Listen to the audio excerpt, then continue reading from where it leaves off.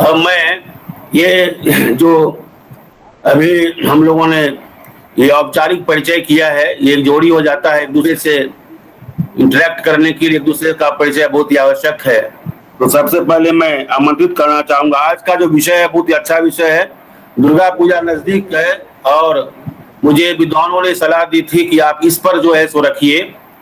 ये टॉपिक जो है जिन्होंने हमको बताया था डॉक्टर जयशंकर झा साहब, तो मैंने इन्हें रखा था भारत विकास परिषद के सदस्यों के सामने में, उन लोगों की स्वीकृति हुई, इसके लिए बहुत बहुत साधुवाद सभी को।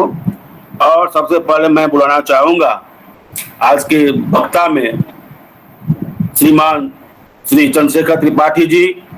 आप भूतपूर्व मुख्य अभियंता सह परियोजना प्रधान रहे हैं, एक मुखर वक्ता हैं। समय सीमा को देखते हुए बहुत सारे लोग और भी अपना अपना बात रखेंगे। आपसे आग्रह है कि अपने मुखारबिंद से मां के स्तुति गान में कुछ अपना मंतव्य प्रकट करें। धन्यवाद। और मैं एक सेकंड के लिए क्षमा चाहता हूं, आज का जो ये प्रोग्राम ये रिकॉर्डिंग हो रहा है, इसीलिए अपने एकदम थोड़ा सा त्वरित रहना है कि कब अनम्यूट करना है कब म्यूट करना है। तो आज का ये प्रोग्राम जो है रिकॉर्डिंग हो रहा है, वीडियो रिकॉर्डिंग हो रहा है। धन्यवाद। सबों को पुनः एक बार नमस्कार। नमो देव्यै महादेव्यै शिवायै सततम नमः। नमः प्रकृत्यै भद्रायै नियता प्रणता स्मता। या देवी सर्वभूतेषु शक्ति रूपेण संस्थिता। नमस्तस्यै नमस्तस्यै नमस्तस्यै नमो नमः। शक्ति का अर्थ है ऊर्जा। किसी अदृश्य शक्ति के द्वारा यह पूरी सृष्टि चल रही है, यह पूरा सृष्टि चक्र अनवरत चल रहा है, ऐसा हम सभी जानते हैं।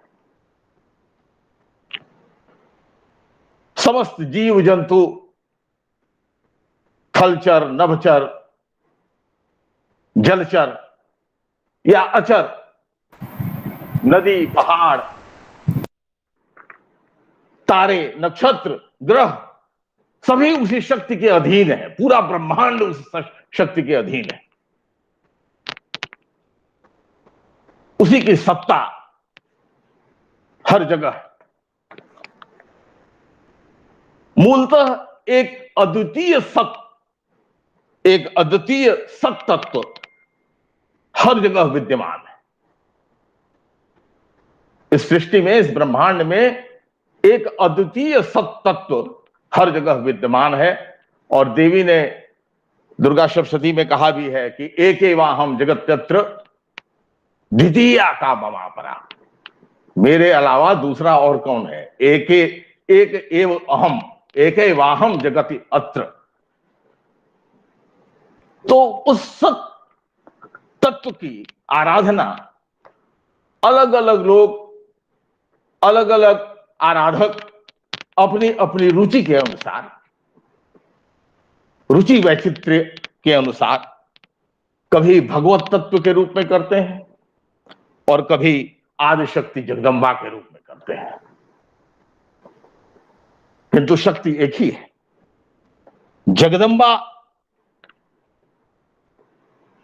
के रूप में, आदिशक्ति जगदम्बा के रूप में जब हम उनकी प्रार्थना करते हैं, उनकी पूजा करते हैं, तो जगदम्बा मातृ तत्व की प्रधानता है जगदम्बा में। और मातृ तत्व के साथ प्रार्थना करने में एक बात है कि माता कभी भी अपने पुत्रों से, चाहे वो कितना भी खराब क्यों ना हो, कभी भी रुष्ट नहीं होती। कुपुत्रो जायेत क्वचिदपि कुमाता न भवति। पुत्र भले ही कुपुत्र हो जाए, माता कभी भी कुपुत्र नहीं होती। चाहे पुत्र लगातार अपराध क्यों न करता रहे। अपराध परंपरा परम नहीं माता समुपेक्षते सुतम। लगातार अपराध करने के बाद भी माता अपने पुत्र की उपेक्षा कभी नहीं करती, अपने पुत्र को तजती नहीं। इसलिए मातृशक्ति की आराधना जब हम शरणागति होकर के उनके चरणों में करते हैं तो शक्ति के स्वरूप को पहचानते हैं, उस सत्तत्व को पहचानते हैं, उस परम तत्व को पहचानते हैं जिसके अधीन यह पूरी सृष्टि चलायमान है।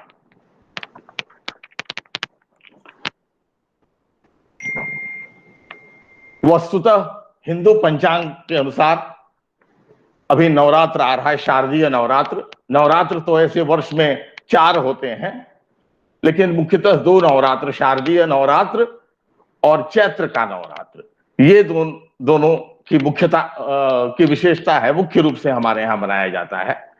नवरात्र के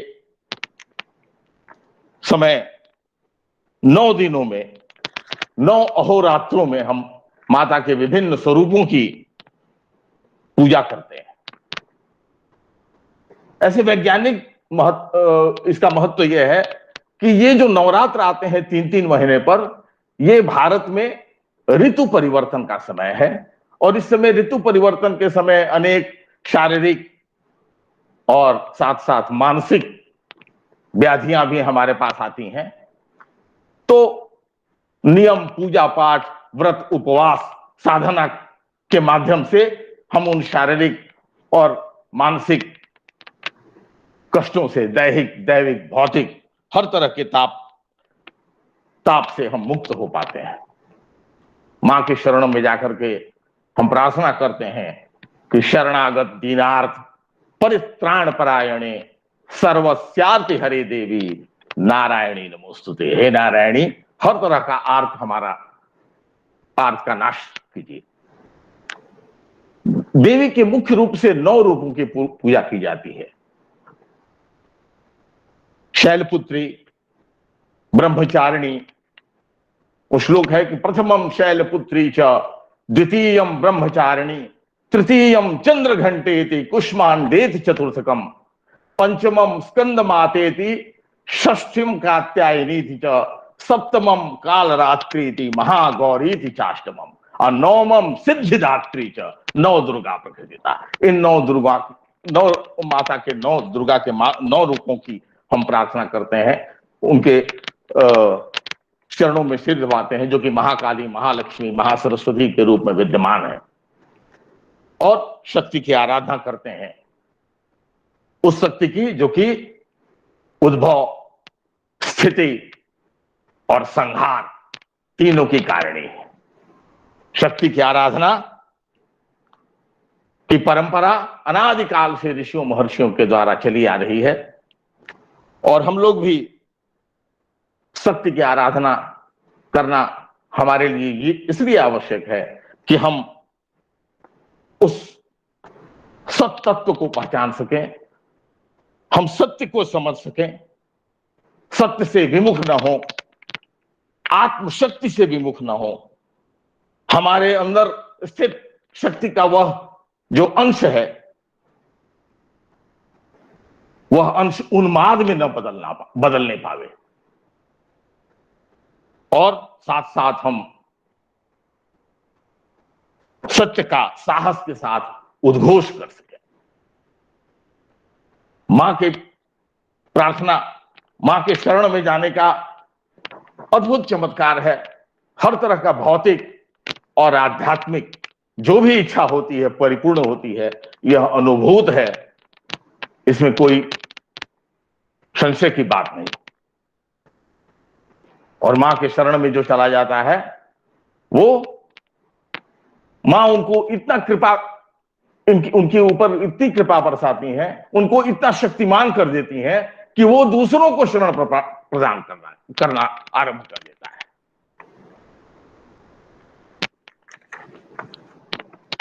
ये श्लोक आता है कि त्वामाश्रितानाम न विबन्धनानाम त्वामाश्रिता ह्याश्रयताम प्रयान्ति। आपके आश्रित जो भी हैं वो कभी विपन्न नहीं होते और त्वामाश्रिता, आपके जो आश्रित हैं, ही यानी निश्चय ही आश्रयताम प्रयान्ति, दूसरों को आश्रय देने लगते हैं। तो इसलिए हम सभी नवरात्र जो आ रहे हैं, इसमें मां की शक्ति की आराधना करें, मां के चरणों में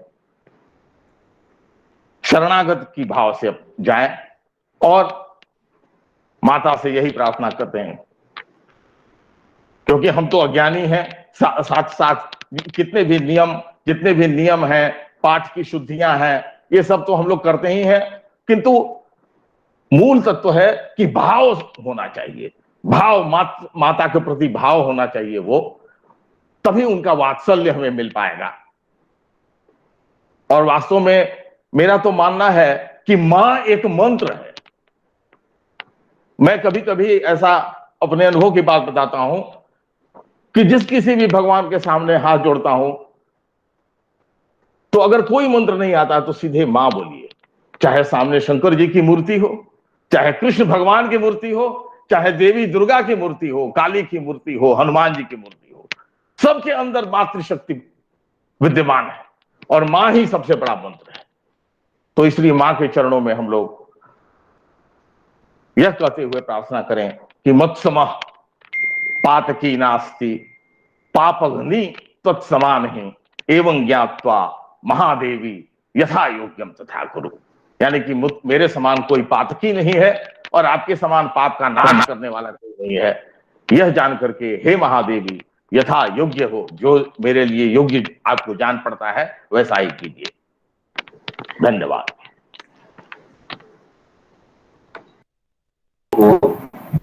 और आप तो प्रखर वक्ता है ही हैं, लेकिन आपने समय सीमा को जो है जिस प्रकार से पालन किया है, समय सीमा से पहले ही आपने समाप्त कर दिया, उसके लिए आपको बहुत बहुत धन्यवाद। आज के युग में ऐसा बहुत मिलते ही मिलते हैं।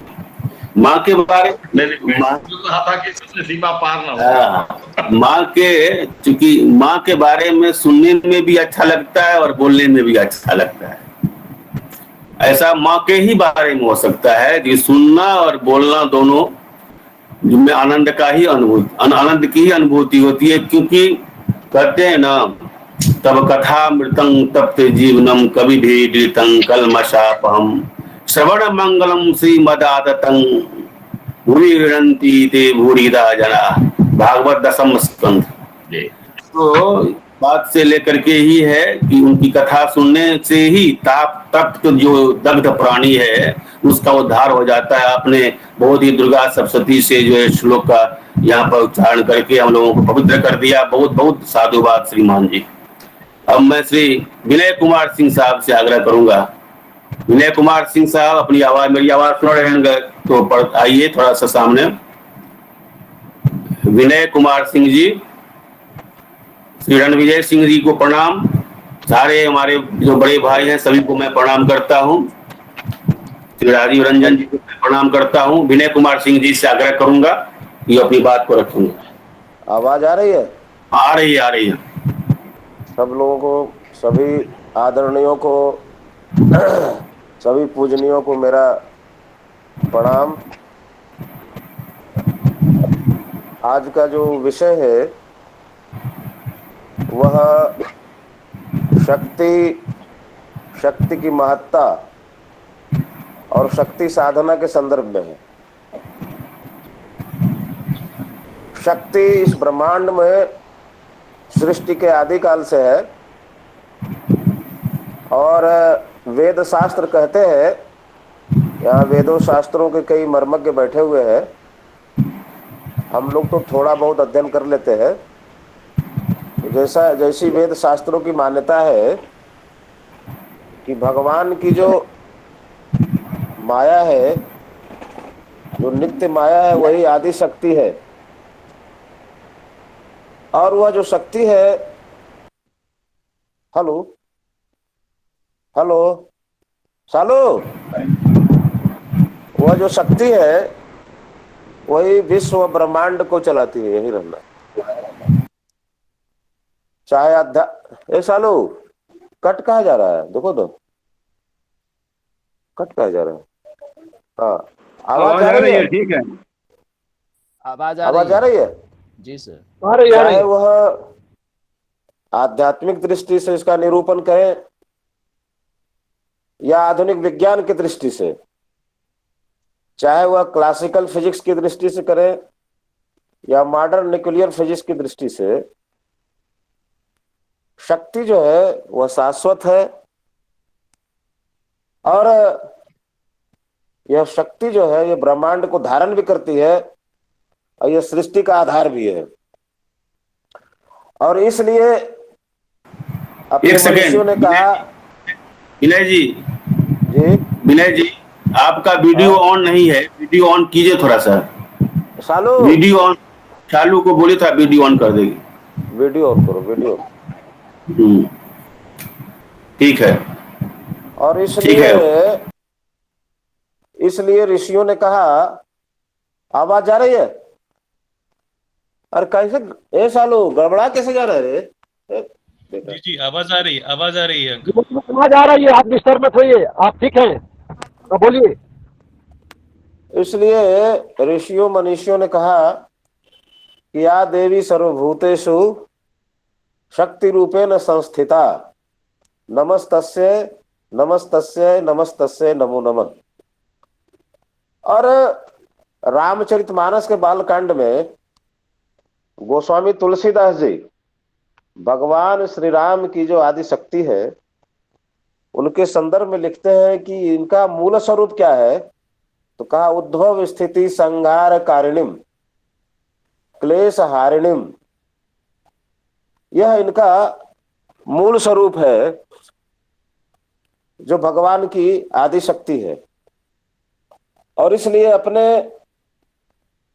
हिंदू धर्म में जो सनातन धर्म है, इसमें शिव के साथ शक्ति, भगवान राम के साथ सीता, और भगवान श्री कृष्ण के साथ राधा। तो पहला नाम जो है वो शक्ति का ही होता है, सीताराम होता है, राधे कृष्ण होता है, और इस प्रकार की परंपरा है। हमारा राष्ट्र अति प्राचीन है, और हम जानते हैं कि यह राष्ट्र विजयशालिनी परंपरा का एक महान प्रतीक है। हमारे इस भारत माता की गोद में एक से एक पराक्रमी और एक से एक बलवान ऐसे महापुरुषों ने जन्म लिया है। भारत भारती में राष्ट्रकवि मैथिली शरण गुप्त लिखते हैं, थे भीम तुल्य महाबली अर्जुन समान महारथी, श्री कृष्ण लीला मय बने थे आप जिनके सारथी।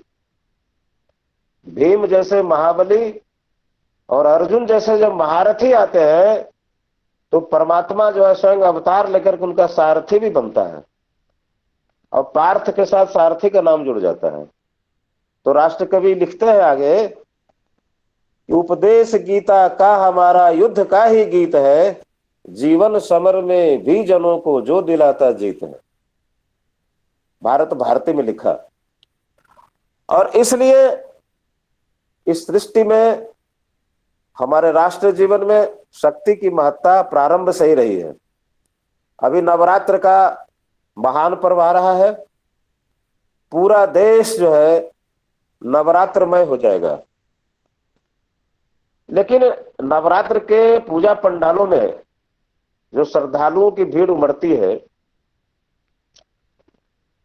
उसमें से बहुत कम लोग इस बात को समझ पाते हैं कि यह पूजा जो है और इसका जो कर्मकांड पक्ष है और इसकी पूरी मीमांसा विवेचना जो श्री दुर्गा सप्तशती में की गई है, जो पूर्व के वक्ता कह रहे थे,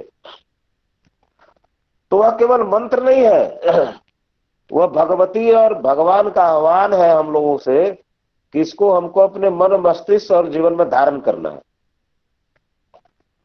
क्योंकि केवल हम पूजा करते रहेंगे उनकी मूर्ति का और उनके मूल स्वरूप को अगर हमने नहीं समझा, उसकी प्रेरणा को अगर धारण नहीं किया अपने कर्मों में, तो वही होगा जो इस राष्ट्र के साथ हुआ है। दुर्गा पूजा खूब हो रही थी, दुर्गा सप्तशती के पाठ भी खूब हो रहे थे, मंदिरों की घंटियां भी खूब बज रही थी, जो तांडव करता भगवान शंकर है इनकी पूजा भी कम नहीं हो रही थी। फिर भी हम जानते हैं कि हमारे मंदिर तोड़े गए आक्रांताओं के द्वारा, धर्मस्थल भ्रष्ट हुए, और इतना ही नहीं बल्कि युद्ध के मैदान में भी या पराक्रमी वीरों का भारत जो है वह परास्त हुआ, पराधीन हुआ। तो इसका एक चीज और है कि हम शक्तिहीन हुए। और शक्तिहीन क्यों हुए? क्योंकि हमने संगठन की उपेक्षा की। और इसलिए शास्त्रों में कहा है कि संघे शक्ति कलौ युगे। इस कलिकाल में जो शक्ति कहाँ है? इस कलिकाल में शक्ति जो है संगठन में है। जब यह राष्ट्र संगठित था तो यह बलवान था और हमारी सीमाओं पर आकर के विश्व विजेता सिकंदर के भी चोंच जो है टूट गए थे। इतना अभेद दुर्ग था यह भारत। उस समय चंद्रगुप्त मौर्य तो थे ही, और आचार्य कौटिल्य जैसे शक्ति के परम साधक भी थे यहां पर। और इसलिए इस देश की सीमाएं इतनी अभेद्य थी कि इस पर जो भी मुंह मारने आया उसकी स्थिति चोंच टूटे हुए पक्षी की हो गई। लेकिन वह समय भी आया मौर्य काल का, जो उत्तराखंड है उसमें सम्राट अशोक वगैरह के समय में, कि हमने इसकी उपेक्षा की। अहिंसा का अतिरेक हो गया। अहिंसा को हमने नीति नहीं मानी, हमने सिद्धांत मान लिया। अहिंसा हमारे धर्म के मूल में है। और अहिंसा के शासक का अहिंसा परमो धर्म, धर्म हिंसा तथैव च। धर्म की रक्षा के लिए भगवान श्री राम, भगवान श्री कृष्ण और आदि महादेव शंकर ने भी शस्त्र को धारण किया। और आतताइयों के दमन के लिए उन्होंने हिंसा अहिंसा के चक्कर में पड़ना जो है स्वीकार नहीं किया। और इस प्रकार की दृष्टि जब तक अपनी रही, हम अपराजय रहे, हम विश्वगुरु तो रहे ही, विश्व विजेता भी रहे। लेकिन जब हमने अहिंसा को ही सिद्धांत मान लिया तो क्या हुआ यह बहुत बतलाने की जरूरत नहीं। हमारे श्रीमान सुरेश नारायण झा ये दशकों से पढ़ा रहे हैं छात्रों को, और यहाँ जो विद्वान बैठे हैं उनके पास इस विषय पर बहुत प्रकाश डालना वह व्यर्थ है। हमने देखा 50 के दशक में हमारे विश्व के नेता, हम जिनके विचारों से मतभेद रखते हैं लेकिन एक महान व्यक्ति थे, ऐसे पंडित नेहरू ने पंचशील के सिद्धांत पर हस्ताक्षर किए। और यहां तक इस देश में हुआ कि भाई अब इस देश में अब सेना वगैरह की जरूरत नहीं है। पंडित जी कहते थे कि यह तो अहिंसा महात्मा गांधी जी का देश है, यहाँ अब सेना वगैरह में बहुत माथा खपाने की जरूरत नहीं है। और यह जो धन है इसको बाकी कार्यों में लगाएंगे, वेलफेयर वर्क्स में लगाएंगे। सीमाओं की रक्षा, देश की रक्षा जो है वो पुलिस के सहारे ही हम कर लेंगे। और उन्होंने पंचशील पर दस्तखत किया। परिणाम क्या हुआ? हमारी जो है पश्चिमोत्तर और पूर्वोत्तर की सीमाएं 1962 में जो आक्रांत हुई, और यह देश जो है, यह महान देश हमारे सैनिकों के द्वारा बहादुरी से पराक्रमपूर्ण लड़ने के बावजूद युद्ध के मैदान में पराजित हुआ। तो इसका कारण क्या है? इसका कारण है कि शक्ति का जो शाश्वत सिद्धांत है, शक्ति जो समाज और राष्ट्र को धारण करती है, जो शक्ति, उस शक्ति की अधिष्ठात्री जो देवी है, उसके मूल संदेश को हमने, उसकी उपेक्षा की हम लोग भूल गए। और तब राष्ट्र कवि नामधारी सिंह दिनकर ने परशुराम की प्रतीक्षा में ऐसे अहिंसावादियों को बहुत ही जबरदस्त ढंग से लताड़ा। क्या कहा? गीता में जो त्रिपिटक निकाय पढ़ते हैं, तलवार गलाकर जो तकलीफ गढ़ते हैं, शेरों को सिखलाते हैं धर्म अजा का, शीतल करते हैं अनल प्रबुद्ध प्रजा का। यह उन्होंने कहा आक्रोश में। और बाद में फिर हमारा देश उस मूल तत्व से जुड़ा, तो फिर हमने शक्ति की साधना की। और 1971 में हमने जो करिश्मा किया वो भारत ही नहीं बल्कि दुनिया के इतिहास में स्वर्णाक्षरों से लिखा हुआ है। और इसीलिए राष्ट्रकवि दिनकर लिखते हैं कि बाकी सारे सद्गुण अच्छे हैं, लेकिन जो हम केवल सैद्धांतिक बात करते हैं, ऊंची मनुष्यता की बात करते हैं, तो इसका रास्ता बड़ा कठिन है। और इसलिए कुरुक्षेत्र में लिखा कि भाई क्षमाशीलता और सहनशीलता क्षमा दया को तभी पूजता जग है, बल का दर्प चमकता उसके पीछे जब जगमग है। ऐसा लिखा उन्होंने। और उदाहरण किसका दिया? उदाहरण दिया उस परब्रह्म परमात्मा का, जो इस पृथ्वी का भार को उतारने के लिए परित्राणाय तु साधुनम विनाशाय च दुष्कृताम धर्म संस्थापनार्थाय संभवामि युगे युगे, इस उद्घोष के साथ जिन्होंने अवतार लिया था इस पृथ्वी पर हमारे भारत माता की गोद में, उनकी ओर इशारा किया कि 3 दिवस तक पंथ मांगते रघुपति सिंधु किनारे, और बैठे पढ़ते रहे छंद अनुनय के प्यारे प्यारे। उत्तर में जब एक नाद भी मिला नहीं सागर से, उठी अधीर धधक पौरुष की आग राम के सर से। तब क्या होता है? तो सिंधु देह दर त्राहि त्राहि, और आ गिरा शरण में, और चरण पूज दासता स्वीकार की, बंधा मूढ़ बंधन में। तो यह शक्ति की महत्ता है। और इसलिए स्वामी विवेकानंद कहते हैं कि देखो, शक्ति की साधना करो, दुर्बलता ही मृत्यु है, शक्ति ही जीवन है। और जब हम कहलाते थे कि हम अमृत के पुत्र, अमृत पुत्र है, इसका मतलब है कि हमने भक्ति और शक्ति दोनों की साधना की, परमात्मा की भक्ति की, देवी की उसकी उनकी जो आदि शक्ति है, देवी की अनन्य भक्ति की, और भक्ति ऐसी की कि स्वयं भगवान राम जब मनुष्य के रूप में आए तो महाप्राण निराला राम की शक्ति पूजा में लिखते हैं कि जब रावण परास्त नहीं हो रहा है, राम सारे अस्त्र शस्त्रों का प्रयोग करके जब एक तरह से वो स्थिर हो रहे हैं, तो उनके मन में बात आती है कि क्या आसुरी शक्ति इतनी बलवान होती है कि जिसको दैवी शक्तियां नहीं हरा सकती हैं? क्योंकि हमारे शास्त्र तो कहते हैं, हमारी परंपरा कहती है कि सत्य की जीत होती है, न्याय की जीत होती है, दैवी ताकतों की जीत होती है। तो ये क्या हो रहा है? रावण क्यों नहीं पराजित हो रहा? माथे पर चिंता की रेखाएं हैं, उनका पूरा सैन्य दल जो है चिंतित है। तो विद्वानों में जो अग्रगण्य है, महान चतुर ज्ञानी, जिनको हमने भ्रमवश भालू समझा है, ऐसे जामवंत सामने आते हैं और कहते हैं कि हे राघव, आप शक्ति की साधना करो। वो शक्ति की अधिष्ठात्री जो देवी दुर्गा है, जब तक उसकी शरण में नहीं जाओगे तब तक इस रावण का अंत नहीं होगा। तो निराला जी लिखते हैं कि भगवान राम ने शक्ति की साधना की, 8 दिन हो गए, देवी प्रकट नहीं हुई, और उसमें जो हनुमान जी 100 कमल दल लाए थे साधना के लिए, 2 कमल गायब हो गए। तो कहा कि माता कौशल्या बचपन से मुझे राजीव नयन कहती थी, हे राम, तुम्हारी आंखें जो है राजीव कमल के समान है। और इसलिए 2 अगर कमल के पुष्प जो है गायब हो गए, तो 2 कमल हैं, इन नयन रूपी कमल पुष्पों से मैं माता की आराधना का पुरस्चरण करूंगा, पूर्णाहुति करूंगा।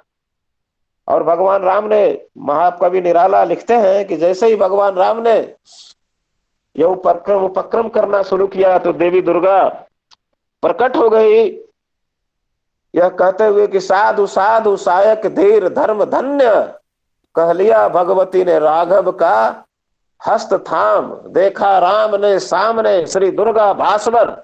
शक्ति की अधिष्ठात्री देवी दुर्गा जो है वो सामने खड़ी है, ऐसा भगवान राम ने देखा। और दुर्गा कहती है कि होगी जय हे पुरुषोत्तम नवीन, का महाशक्ति राम के बदन में हो गई लीन। यह जो है महाकवि निराला लिखा है राम की शक्ति पूजा में। तो यह शक्ति की महत्ता है, उसकी उपयोगिता है।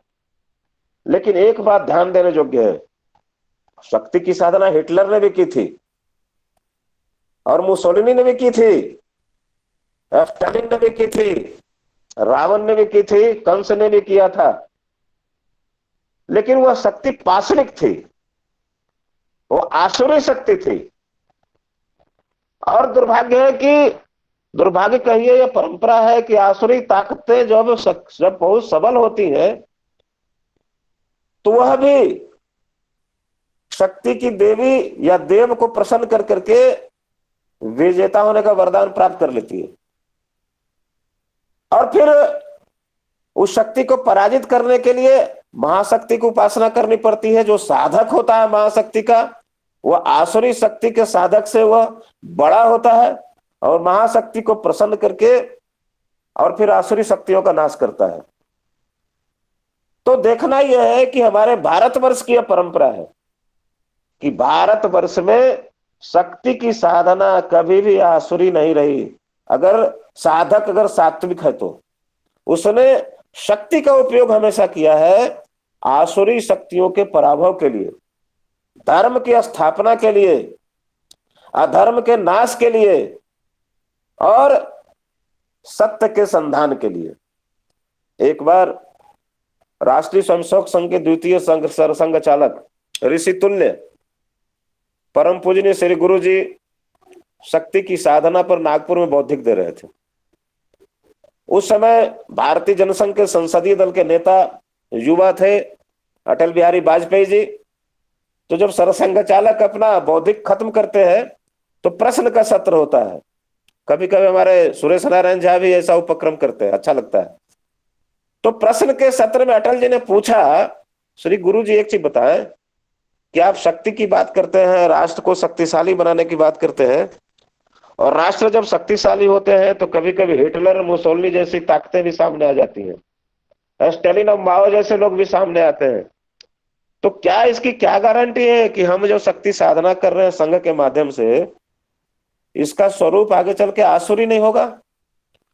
तो श्री गुरु जी ने, गोलवलकर ने उनको तुरंत कहा, बैठो, देखो भारतवर्ष में जो शक्ति की साधना रही है उसके पीछे आध्यात्मिक दृष्टि रही है, और जब शक्ति की साधना के पीछे आध्यात्मिक दृष्टि, लोक कल्याण रहेगा, तो यह शक्ति कभी भी आसुरी हो ही नहीं सकती। यह शक्ति हमेशा सात्विक रहेगी, लोक कल्याण के लिए रहेगी। और इसलिए जो विजयदशमी अपनी है, जो आ रही है विजयदशमी विक्रम संवत 2078, तो विजयदशमी का जो महापर्व मनाते हैं इसका दो भाग है। एक भाग है शक्ति साधना, 9 दिन तक हम लोग जो है दुर्गा सप्तशती का पाठ करते हैं और देवी की आराधना करते हैं। तो एक है शक्ति की साधना, भक्ति पूर्वक शक्ति की साधना, और दूसरा क्या पक्ष है? सीमोल्लंघन। ये सीमोल्लंघन क्या है? हमारे यहाँ जो चक्रवर्ती सम्राट होते थे वो अपनी सेना के साथ नवरात्र शुरू होते ही अपने राज विस्तार के लिए और राज्य की जो सीमाएं हैं उसकी सुरक्षा के लिए सन्नद्ध हो जाते थे। साल भर तक हमने क्या किया? सीमाएं हमारी सुरक्षित है कि नहीं, कहीं कोई चूक तो नहीं रह गई है, और उसके साथ साथ सीमोल्लंघन, सीमा का उल्लंघन करना। तो सीमोल्लंघन का क्या मतलब हुआ यहाँ पर? यह सीमोल्लंघन किसी भी दृष्टि से यह साम्राज्यवादी दृष्टिकोण नहीं है, यह अपना सांस्कृतिक साम्राज्य है। भगवत ध्वज लेकर के छत्रपति शिवाजी महाराज ने भी इस परंपरा का पालन किया था, और सम्राट चंद्रगुप्त और विक्रमादित्य ने भी, स्कंदगुप्त ने भी इस परंपरा का पालन किया था। तो यह सीमोल्लंघन है, अपनी जो सांस्कृतिक पताका है इसको अपनी सीमाओं से आगे ले जाकर के पूरे विश्व में फैलाना। और ऋषियों की वाणी है, कृण्वन्तो विश्वमार्गम, सारे संसार को हम आर्य बनाएंगे। आर्य मतलब जाति नहीं, आर्य मतलब श्रेष्ठ बनाएंगे, यह जो बात है। तो यह विजयादशमी की यह इसके दो पक्ष है, और इसलिए इस विजयादशमी के अवसर पर जो हर वर्ष शक्ति साधना होती है, जो भी मनीषी है यहाँ जो बैठे हुए हैं या यहाँ नहीं भी है, उनको हमेशा यह ध्यान रखना कि जो भीड़ तंत्र जुड़ा है पूजा पंडालों में, उनमें आस्था बहुत है।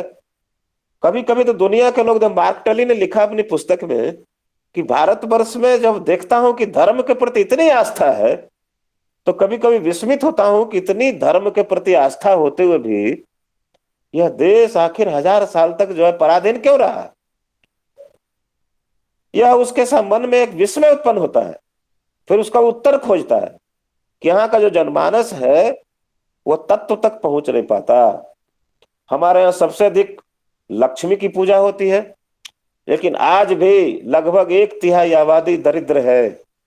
आज भी लोग दिल्ली, मुंबई जैसे महानगरों में, मद्रास, कलकत्ते में चौक चौराहे पर कटोरे लेकर के भीख मांगते हुए नजर आते हैं। इसका मतलब है कि लक्ष्मी पूजा की, लेकिन लक्ष्मी पूजा का जो तत्व है उसमें सामाजिक समरसता भी है, आर्थिक समता भी है, उसका हमने पालन नहीं किया। और जब सामाजिक आर्थिक विषमता होती है तो समाज का संगठन खड़ा नहीं होता, समाज असंगठित हो जाता है।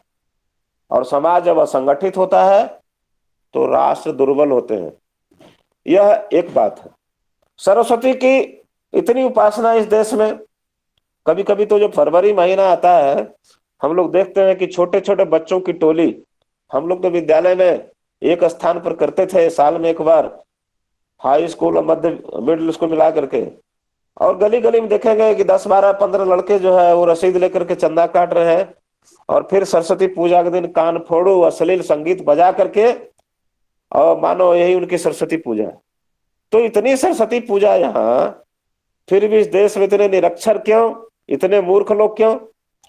तो स्वामी विवेकानंद ने इसके मूल में इस बात को समझा कि हम लोग जो है तत्व की पूजा नहीं करते, हम लोग जो है ऊपरी दिखावा करते हैं। और यही हाल जो है शक्ति पूजा के संदर्भ में भी।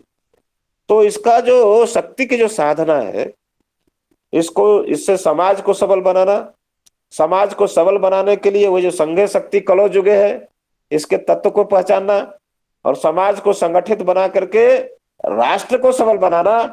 और राष्ट्र जब ये सबल बनेगा तभी एक स्वाभिमानी, शक्तिशाली, समर्थ भारत का उदय होगा। और ऐसा ही भारत कहेगा जब कृण्वंतो विश्वमार्जम, तो इसके पीछे जो बल होगा, इसके पीछे तत्व होगा। और इसीलिए राष्ट्रकवि दिनकर एक जगह लिखते हैं कि जहां शस्त्र बल नहीं, शास्त्र पछताते या रोते हैं, ऋषियों को भी तप की सिद्धि तब मिलती है जब पहरे पर खड़े धनुर्धर राम लखन होते हैं। ऋषि यज्ञ करते हैं, जप करते हैं, होम करते हैं, साधना करते हैं, लेकिन उस यज्ञ की रक्षा के लिए भी शक्ति के साधक को धनुष बाण लेकर के खड़ा होना पड़ता है। यही सच्चाई है। और इस संतुलन को हमने जब भी खोया है, हमारी दुर्गति हुई है, हम पराधीन हुए हैं और हमारी जग हसाई हुई है। इसलिए अपनी बात को यहाँ समेटते हुए मैं ये बात यहाँ दावा नहीं कर रहा हूं कि मैं जो कह रहा हूं यही सत्य है। मैंने अपनी भावना यहाँ रखी है, और मैं समझता हूं कि अगर इस भारत राष्ट्र को महान बनाना है, विश्वगुरु बनाना है, तो इस देश को आर्थिक दृष्टि से भी शक्तिशाली होना होगा, इस देश में समरस समाज बनाना होगा, और इस देश को सामरिक दृष्टि से भी माँ दुर्गा की आराधना करके उनकी कृपा से इस देश को सामरिक दृष्टि से भी विश्व विजेता बनाना होगा। मैं यही कह करके अपनी वाणी को ही विराम देता हूँ। सभी को प्रणाम, सभी से आशीर्वाद की कामना है। वंदे मातरम, भारत माता की जय। बहुत बहुत बढ़िया, बहुत बढ़िया, साधु साधु साधुवाद।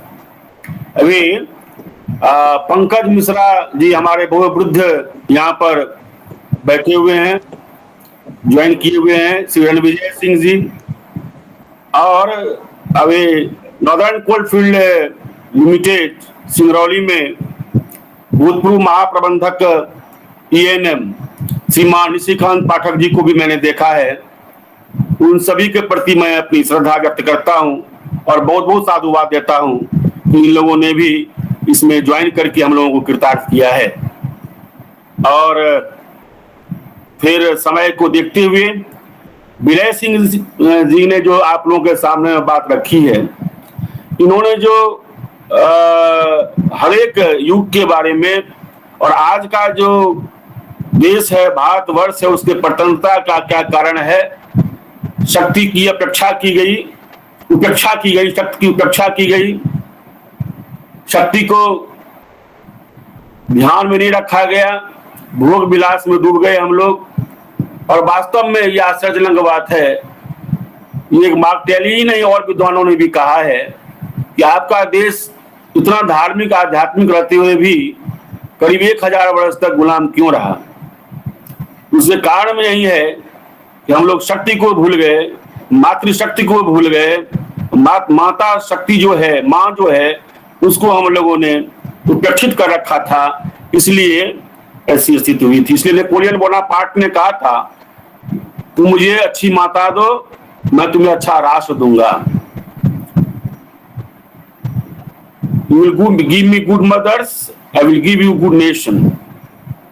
तो ये जो है माँ पर मातृशक्ति की जब उपेक्षा होगी तो संतान अच्छे नहीं बन सकते हैं। समय नहीं लेते हुए मैं आज के जो प्रखर वक्ता हैं डॉक्टर जयशंकर झा साहब, जिनके बारे में मैंने कहा था अंतर्राष्ट्रीय ख्याति प्राप्त, और इनका आपने प्रवचन सुना था पहले भी, भागवत मर्मज्ञ मनीषी भी हैं, साथ साथ दरभंगा जिला अंतर्गत मुजफ्फरपुर से लेकर के नॉर्थ से बिहार में जहां भी जाइएगा सामाजिक कार्य की जब बात आएगी तो सीमान जी का नाम अन्यतम ही रहेगा। इतना ही नहीं, पूरे देश में बड़े बड़े यूनिवर्सिटी जो हैं इनको बुलाते हैं। जवाहरलाल नेहरू पीस पुरस्कार से भी, शांति पुरस्कार से भी नवाजे गए। और मैं क्या कहूँ इनके बारे में, आप इनके बारे में खुद ही सुनिए और फिर आनंद लीजिए। माँ के ध्यान में हम लोग लीन हो जाएं, इनके वचन को अपनी आत्मसात करें और शक्ति का आवाहन करें अपने आप में। निश्चित रूप से आप लोग जागृत होंगे। धन्यवाद। डॉक्टर जयशंकर झा साहब।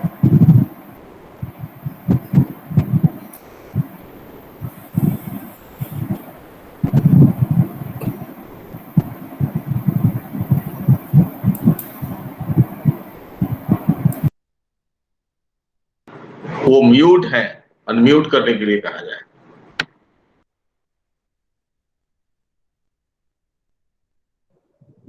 आवाज आ रही है? जी हाँ। हेलो, मेरी आवाज पहुंच रही है? आवाज आ रही है। स्थिरे रंगे तुष्ट बाग्वंस्तनोभिः दृष्टे महिदेव हितं जदायुः। ओम सर्वचैतन्य रूपां तां आद्यां विद्यां च धीमहि बुद्धिं जानः प्रचोदयात्। ओम शांतिः शांतिः शांतिः।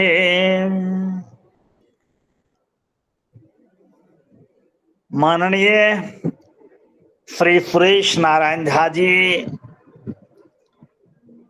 पूर्व वक्ता श्री चंद्रशेखर त्रिपाठी जी तथा अद्भुत वक्ता, मैं अद्भुत वक्ता का प्रयोग कर रहा हूं, श्री विनय कुमार सिंह जी, इस अंतरजालीय कार्यक्रम में भाग लेने वाले समस्त शक्ति आराधक गण सबों को मेरा नमन। भारतवर्ष में, और जब मैं भारत कहता हूं तो भा का अर्थ है प्रकाश। थोड़ा सा व्यतिरेक प्रकाश में रत रहने वाला यह देश, प्रकाश में रत रहने वाला यह देश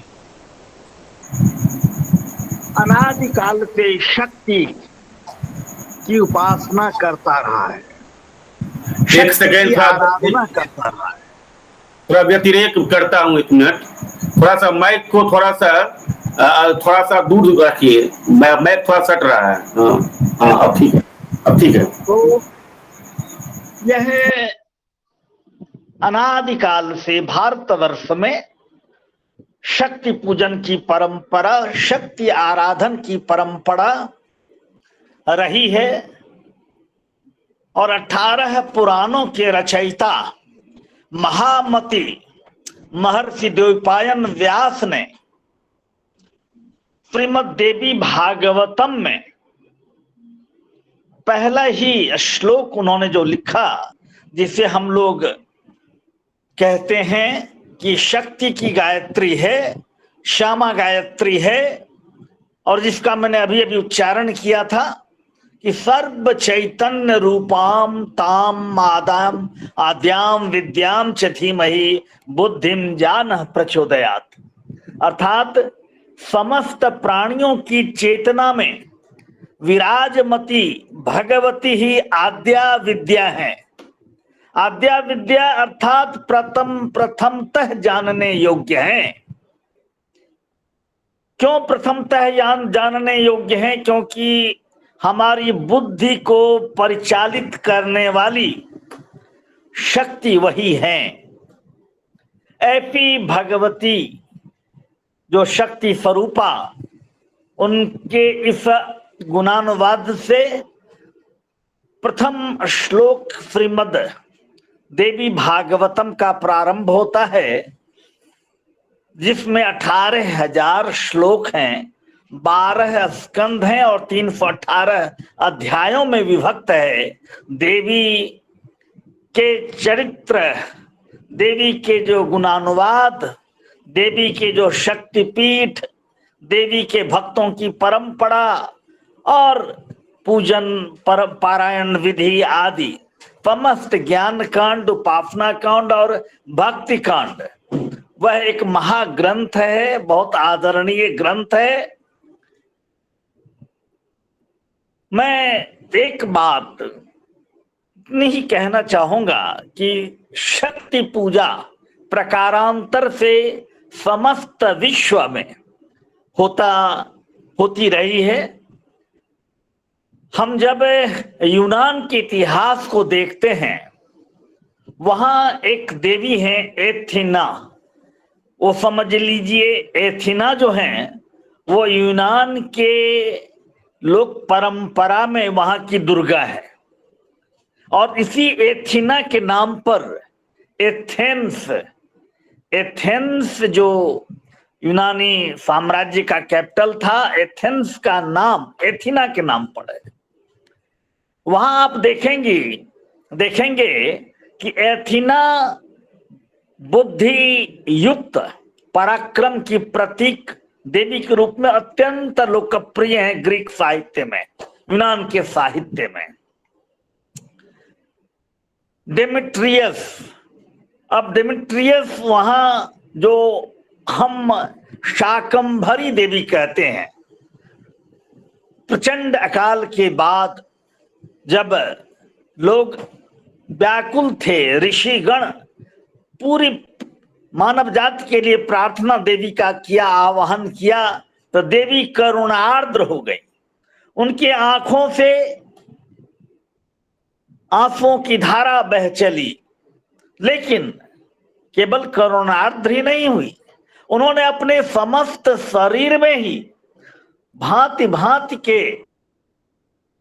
बड़ी देवी का यही स्वरूप है कि पोषण प्रदान करने वाले अन्न और शाक को अपने शरीर से उत्पन्न की और शाकंभरी के नाम से विख्यात हुई। आप यूनान की परंपरा में देखें, Demetrius is the goddess of agriculture, और उनकी आराधना करते हैं बहुत व्यापक रूप। कहने का अभिप्राय मेरा ये है कि शक्ति के बिना तो पत्ता भी नहीं हिल सकता है। शक धातु संस्कृत का एक रूट है शक। शक का अर्थ होता है कि समर्थ होना।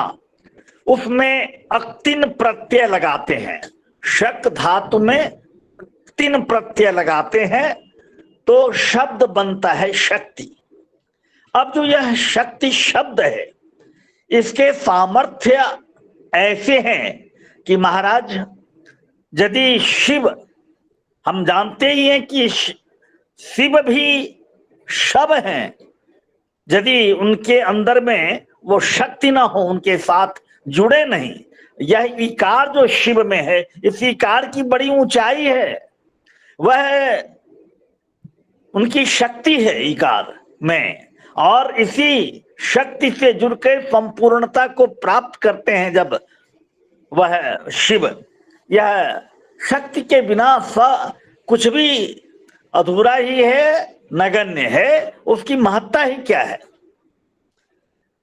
शक्ति आराधना हमारे संस्कारों में प्रारंभ से, मिथिला में तो पहला ही श्लोक हम लोगों को बचपन में सिखाया जाता है, और वो श्लोक है कि उग्रेण तपवा साते भवतु सुप्रीता देवी शिखर वासनी, उग्रेण तपसा लब्धो जया पशुपति पति।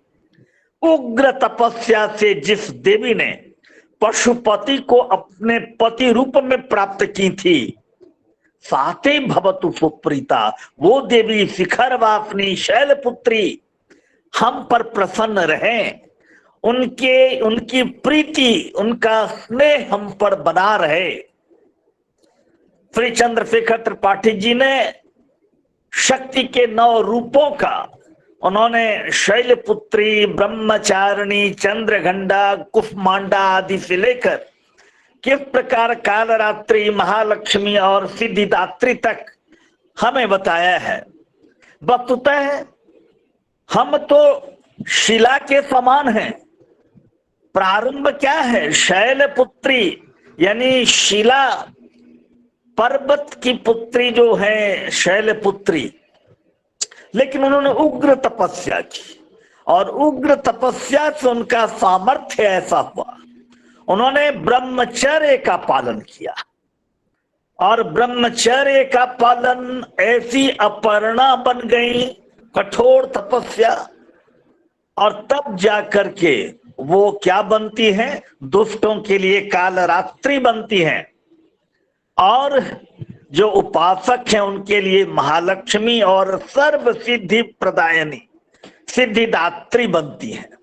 कात्यायनी स्वरूप षष्ठ स्वरूप है भगवती का।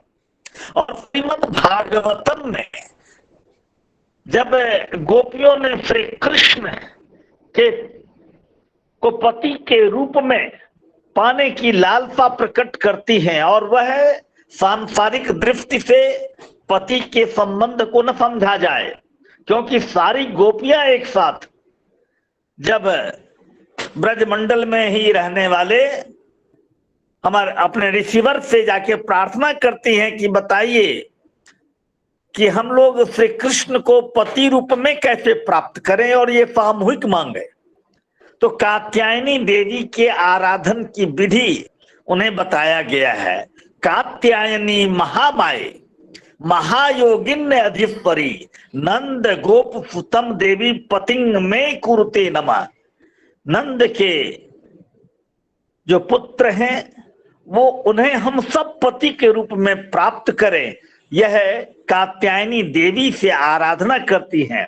प्रातः काल यमुना तट पे जाकर के व्रत में रह करके, और इस प्रकार की उनकी तपस्या तपश्चर्या होती है। हम जब शक्ति परंपरा की बात करते हैं, शक्ति आराधना की परंपरा, तो प्राचीन काल में भगवान आदि शंकर के चरित्र को आप देखें।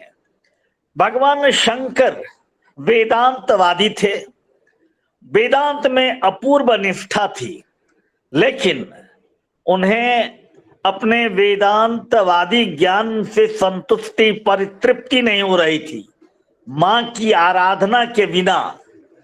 और भगवान आदि शंकर ने जो साक्षात शिवावतार थे, उन्होंने न तातो न माता न बंधु न दाता, और बहुत लंबा स्तोत्र है, गतिस्त्वम त्वमेका भवानी। हे भवानी, यह सब कुछ ज्ञान की बातें एक तरफ हों, लेकिन आपके बिना, क्योंकि आप संपूर्ण सृष्टि को उत्पन्न करने वाली हैं, और आपके बिना हमारी कोई गति है ही नहीं। तो मनुष्य अंत तो गत्वा जिस सदगति को प्राप्त करना चाहता है, उस गति कौन हो सकती है? तो गतिस्त्वम त्वमेका, एकमात्र है भवानी, आप ही गति है। सांख्य दर्शन में आप देखते हैं मूल प्रकृति और पुरुष की बात आती है, लेकिन हर सृष्टि जिस मातृशक्ति से उत्पन्न होती है वह सोर्स है, वह स्रोत है। And if we ignore the source we will be deprived of the resource. यदि हम सोर्स की उपेक्षा कर देंगे तो रिसोर्सेज से वंचित रह जाएंगे। इसीलिए चाहे छत्रपति शिवाजी हो अथवा गुरु गोविंद सिंह का, तो आप उनकी जो भगवती की आराधना गुरु गोविंद सिंह ने की है कि दे शिवा बर मोहे ऐसे शुभ कर्मन से कबहू न डरे। हे भवानी, हमें ऐसी शक्ति दो कि शुभ कर्म, जो उदात्त कर्म है, जो कर्तव्य कर्म है, उससे हम कभी भी डरे नहीं, कभी भी हम पीछा रहे नहीं। मैं समय समझ रहा हूं, सीमा है, लेकिन मेरे मन में आज भाव आया और उसको मैंने रखा कि एक ही मां 10 रूप बनाकर, एक ही मां 10 रूप बनाकर 10 दिशा में छाई है। जल में, थल में, जर चेतन में उसकी छटा समाई है। जल में, थल में, जर चेतन में उसकी छटा समाई है। ऐसी जो मां है भगवती, जो काल का भी निगरण कर सकती हैं, तो काली कहलाती हैं। और कलयुग में तो कहा ही गया है कि कलयुग में काली के बिना कोई गति हो नहीं सकती है। काली काली महाकाली, कलौ काली च सिद्धिदा। कलौ अर्थात कलयुग में, काली काली महाकाली, कलौ काली च सिद्धदा, कलौ काली च सिद्धा च, कलौ काली मुक्ति प्रदा। तो मुक्ति को प्रदान करने वाली, काल को निगरण करने वाली काली। हम लोग कहते हैं दुर्गति नाशिनी दुर्गे जय जय, काल विनाशिनी काली जय जय, उमा रमा ब्रह्मानी जय जय, सीता राधा रुक्मिणी जय जय। आराधना शब्द का प्रयोग शीर्षक में है और इसमें राध धातु है। राधनोति माने साधनोति, राधा शब्द में भी यही राध धातु है। तो राधनोति माने साधनोति, यानी सफल करती हैं, सिद्ध करती हैं सकलान कामान जा सा राधा। हमारे सारे कार्यों को, मनोरथ को, कामनाओं को पूर्ण करने वाली जो है राधा। और ये राधा की धारा ही तो आराधना है। तो शक्ति आराधना के क्रम में हमें सबसे पहले यह चित्त की जो निर्मलता है इसे देखनी होगी। हमारे चित्त निर्मल हो, काम और क्रोध रूपी जो दो बड़ी कठिनाई से ये नियंत्रित किए जान, इनका रूपक के रूप में आप देखें, ये दो पशु हैं। काम और क्रोध दो ऐसे पशु हैं।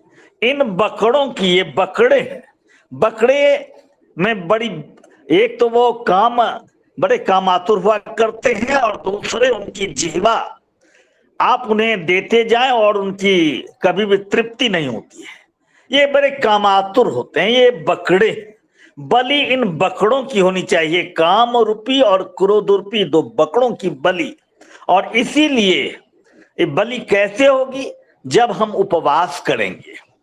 जब भौतिक दृष्टि से भी आप देखें कि अन्न जो है, यदि उसको हम 9 दिनों तक अन्न को खाना कम कर दें, एक संध्या व्रत करें या दोनों ही संध्या करें, हमारे प्रधानमंत्री तो मात्र जल ग्रहण करके नवरात्र का बड़ा कठिन, और इनके आत्मबल को देख करके यही प्रतीत होता है कि जो शक्ति साधना की क्या महिमा है, उसके जीवंत प्रतिमूर्ति हमारे समक्ष हमारे प्रधानमंत्री माननीय श्री नरेंद्र मोदी जी हैं। मैं किसी भी स्पष्ट कर दूं, दल से मैं जुड़ा हुआ कहीं भी नहीं हूं, लेकिन जो बातें उनकी मुझे अच्छी लगती हैं, श्रीमद् भागवतम के, श्रीमद् देवी भागवतम के अनेक पात्रों के द्वारा अंत में एक ऐसी कथा भी आती है कि चक्रवाक नाम का एक पक्षी जो था, चक्रवाक, वो भटकते भटकते काशी के अन्नपूर्णा मंदिर में आ गया। वो हिमालय के प्रांतर से उड़ता हुआ काशी के अन्नपूर्णा मंदिर में अन्न की प्रचुरता को देख करके अन्न को खाने में के लिए चुगने में वो कई बार परिक्रमा अन्नपूर्णा मंदिर का जन्म भर करता रहा और अगले जन्म में इस परिक्रमा जो फल है वो एक बहुत बड़ा राजा हुआ जिसकी पूर्व स्मृति बनी हुई रही। तो उस एक बहुत लंबी कथा है और उसने सभासदों को बुला के कहा कि देवी मंदिर के निर्माण हमारे राज्य में करवाए जाए, प्रजाओं को परिचित कराया जाए देवी की महिमा से।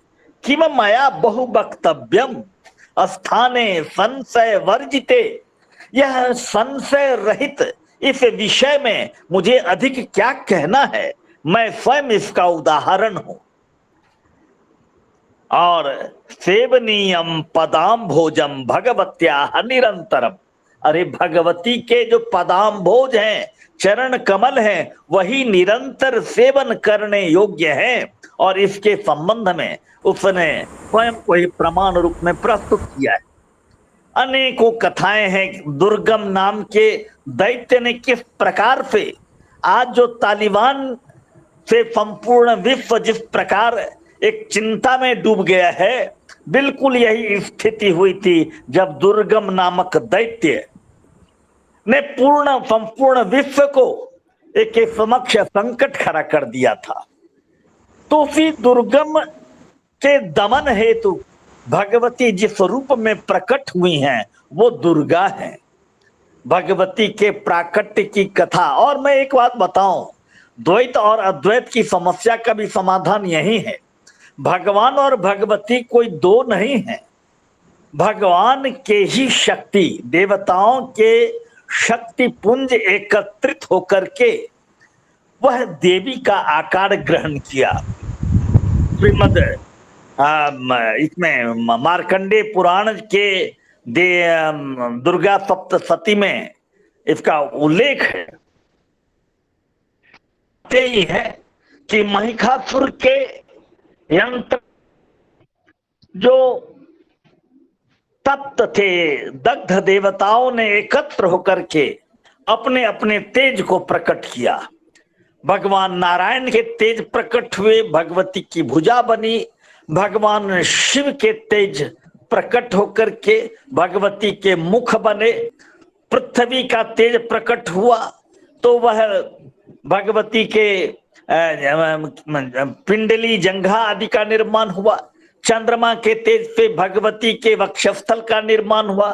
सूर्य के तेज से, अग्नि के तेज से उनके नेत्र का निर्माण हुआ।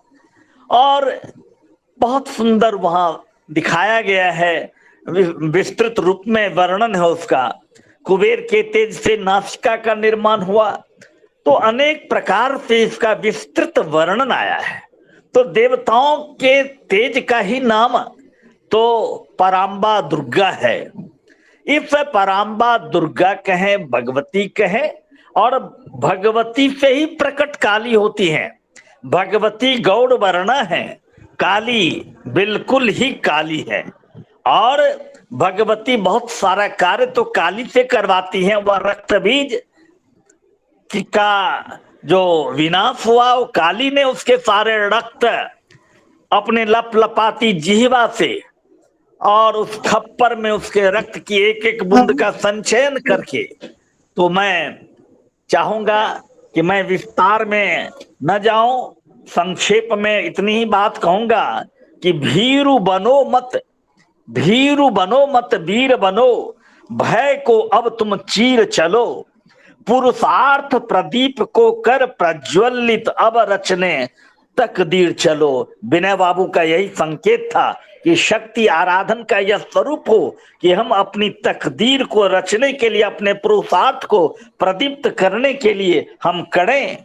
निज दोषों की देकर आहुति, कर्म योगी रणधीर बनो, पथ रोकेगर पर्वत आगे, पथ रोकेगर पर्वत आगे, दशरथ माझी सा धीर बनो, दशरथ माझी सा धीर बनो, कुंठा को कर तिरोहित, पराक्रम सूर्य प्रकट करो, ग्रंथियों का उच्छेदन कर उदयाचल पर आरूढ़ रहो। चलिए आप सबों को आगामी दुर्गा पूजा जो शारदीय नवरात्र, वह शारदीय नवरात्र महाविद्या 10 महाविद्याएं हैं, उनकी चर्चा करूं तो फिर विस्तार हो जाएगा। लेकिन आप यह समझ लें कि भगवती के ही 10 जो उनके विविध पक्ष हैं, उन विविध पक्षों को 10 महाविद्याओं के द्वारा उसका निरूपण हुआ है। श्रीमद् देवी भागवत में जब आप विस्तार में जाएंगे तो किस प्रकार से ब्रह्मा विष्णु महेश इन तीनों की जो शक्तियां हैं वो पराम्बा प्रदान करती हैं, और पराम्बा रहती कहाँ? मणिद्वीप निवासनी। बहुत विलक्षण वर्णन है मणिद्वीप का, भगवती की महिमा उनके का इतना विस्तृत और विलक्षण वर्णन है कि हम भावाभिभूत हुए बिना रह नहीं सकते हैं। आप सबों को आगामी शारदीय नवरात्र की बहुत बहुत शुभकामनाएं, बहुत बहुत धन्यवाद। मैंने विषय का सुझाव इसलिए दिया था कि हम लोग ज्यादा चार्ज होकर के भगवती के प्रति ज्यादा जुड़ करके आगामी नवरात्र को सोल्लास किंतु व्रत पूर्वक इसको मनाए। शक्ति संचयन का यह महान अवसर होता है। 4 नवरात्रों की चर्चा हुई है, 2 नवरात्र गुप्त होते हैं, आषाढ़ी नवरात्र और माघी नवरात्र, और 2 नवरात्र जो होते हैं वो बड़े ही प्रकट रूप जो होते हैं। चैती नवरात्र हमारे देश में तो भगवती आराधन से ही नव संवत्सर का शुभारंभ होता है, वासंतिक नवरात्र से, और मौसम के बदलाव का भी एक प्रतीक है। यानी हर बदलते मौसम पर हम अपने पुरुषार्थ को और प्रगाढ़ करें और उद्दीप्त करें, प्रदीप्त करें, और अंत में इस कोरोना काल में हम प्रार्थना करते हैं कि समस्त व्याधियों को नाश करने वाली, समस्त रोगों को का शमन करने वाली, रोगान शेषान अपहन्ति तुष्टा रुष्टा तुकामान सकलान विष्टान त्वामाश्रितानां विपन्न राणां त्वामाश्रिताः प्रयतां प्रयांति। ओम शांति शांति शांति। 9 बजे तब बहुत ही मार्मिक, बहुत ही फलप्रद और बहुत ही उपयोगी वक्तृता आप लोगों ने सुना। श्री विनय कुमार सिंह जी, श्रीमान त्रिपाठी जी, और अभी आपने डॉक्टर झा साहब का सुना। और हम लोग माँ के ही रंग में रंग गए हैं। आज समय सीमा जो है सो कम है, और कम समय में कुछ कहना जो है सो माँ के बारे में थोड़ा दिक्कत महसूस हो रहा है। लेकिन इसके बाद का जो वक्ता है उसका नाम सुरेश नारायण झा है, जो स्वयं मैं हूँ, इसलिए मुझे कुछ कहना है। जी जी, आग्रह है, आप अवश्य कहें। हाँ, तो सब कुछ सुनने बाद जब विशाल महासागर को देखने के बाद छोटे छोटे नदी को देखने का मन नहीं करता है। इसलिए आप लोगों जैसे महान महासागर को जब मैंने सुना तो मैंने सोच रहा था कि मैं क्या बोलूंगा, लेकिन बोलना तो है, क्योंकि माँ का संतान होने का गौरव मुझे भी प्राप्त है, चराचर जगत को प्राप्त है। इसीलिए मैं कुछ आप लोगों के सामने में रखना चाहूंगा।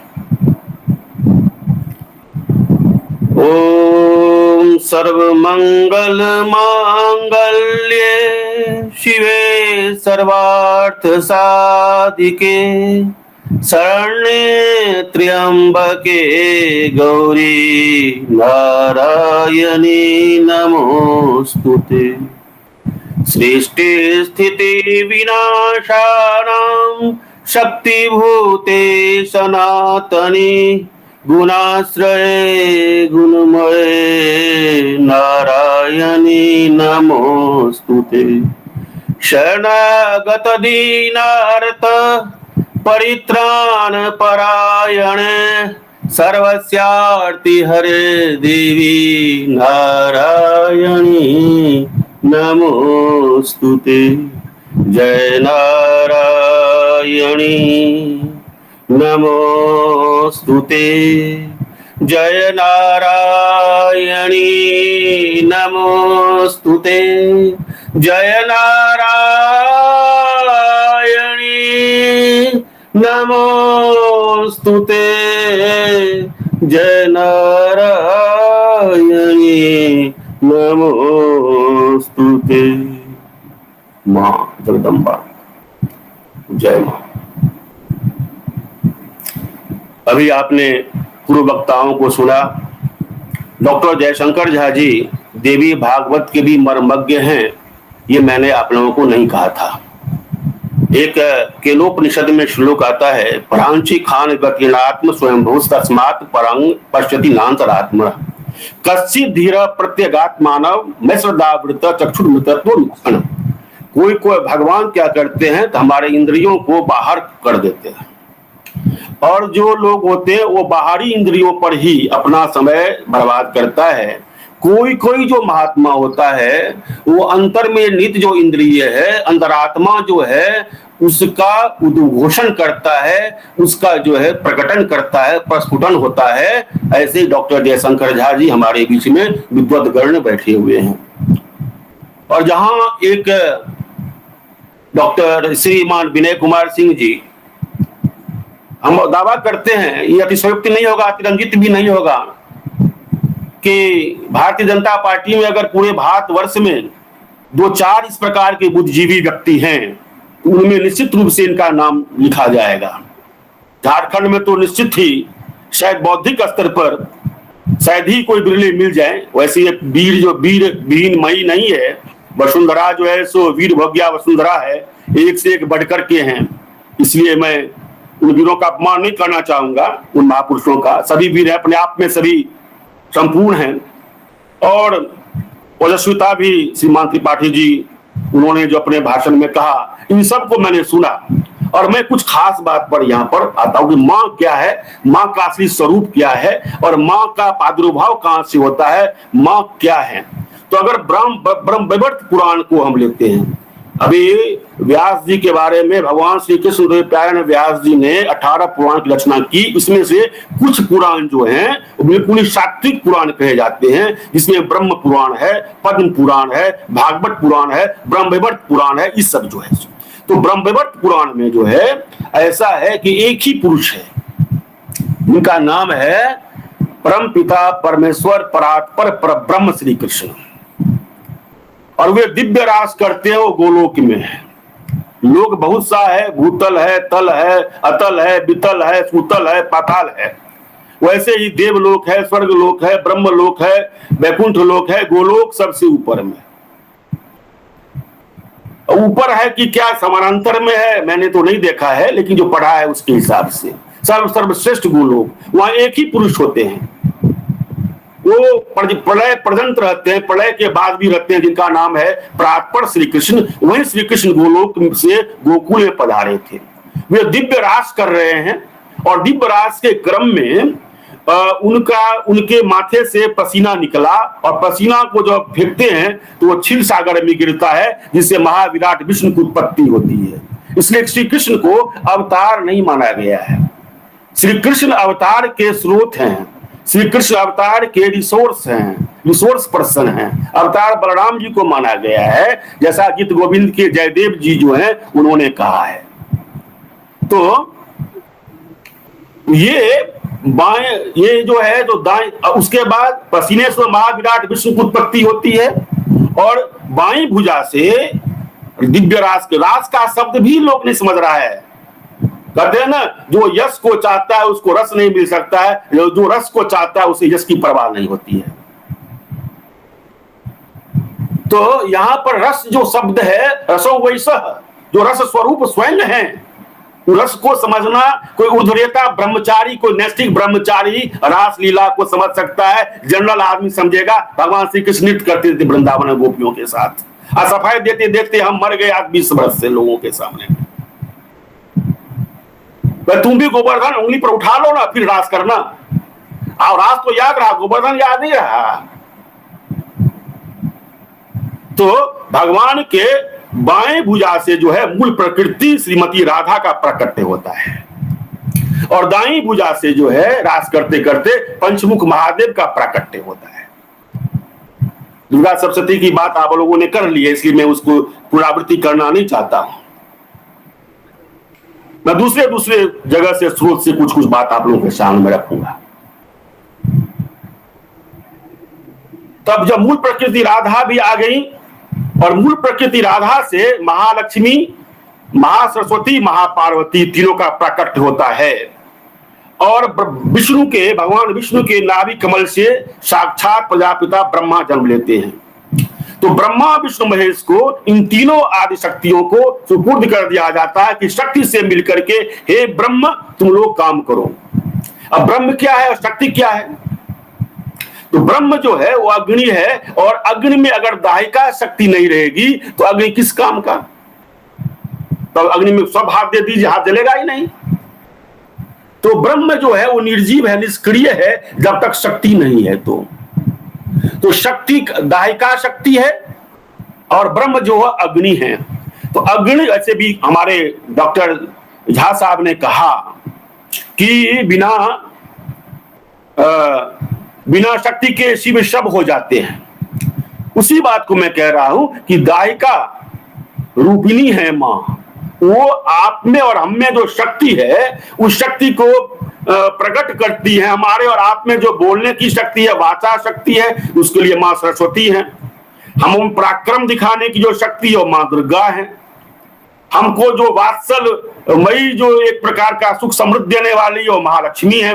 सबका काम बटा हुआ है। जैसे सत्व गुण प्रधान है भगवान विष्णु, रजोगुण प्रधान भगवान ब्रह्मा जी हैं, तमोगुण प्रधान भगवान शंकर जी हैं। लेकिन क्या ये तीनों की जो आद्या शक्ति है, जिसको आप कहते हैं आद्या शक्ति, वो वही ब्रह्म को भी प्रसव करने वाली, ब्रह्मांड को अपने उदर से जो है प्रकट करने वाली जो है वही मां भगवती है।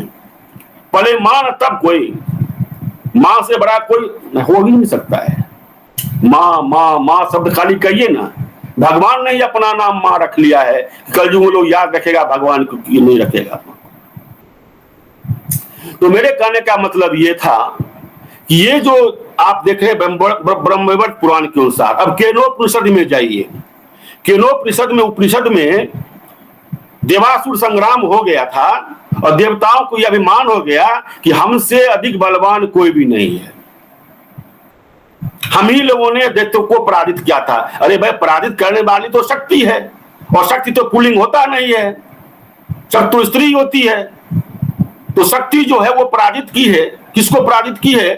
तो असुरों को पराजित की है। और देवता सब ये मान बैठे कि हम ही हम हैं। हम करते कहते हैं श्री रामकृष्ण देव, हम करते हम्मा करता है बैल सब। जब वो मरता है बैल ना, तो उसके हाथ का जो सो तूत बनाया जाता है, और दुनिया लोग जब उसको ढूंढता है तब कहता है तू, तब जाकर विस्तार होता है। तो हम लोग अहंकार में थोड़ा सा शक्ति पाकर, थोड़ा सा जो है सो विभूति पाकर, थोड़ा सा जो है सो संपत्ति पाकर के दूसरे को वैल्यू देना बंद कर देते हैं। तो उसी समय में परमेश्वर जो है या ईश्वर जो है वो हमें इंगित करते हैं कि तुम कुछ भी नाहंग। भक्त कहता है नाहंग, मैं नहीं, तू ही। जब मैं था तब हरि नहीं, हरि मिले मैं नाय, प्रेम गली अति सांकरी, तामे द्वै न समाये। जब तक मैंपन नहीं मरेगा ना, तब तक ईश्वर से आप बहुत दूर हैं। काली थोड़े हैं देखने में। काली और हमारे बीच में जो है पर्दा लगा हुआ है माया का, इसलिए हम उनको काली देख रहे हैं। वो तो परम सुंदरी है, सदैश्वर से पूर्ण है, षडभग से परिपूर्ण जो होता है उसको हम परमेश्वर कहते हैं। और सदैश्वर से जो पूर्ण होती है वो मां है, जगदम्बा है। तो ऐसे ही देवराज इंद्र को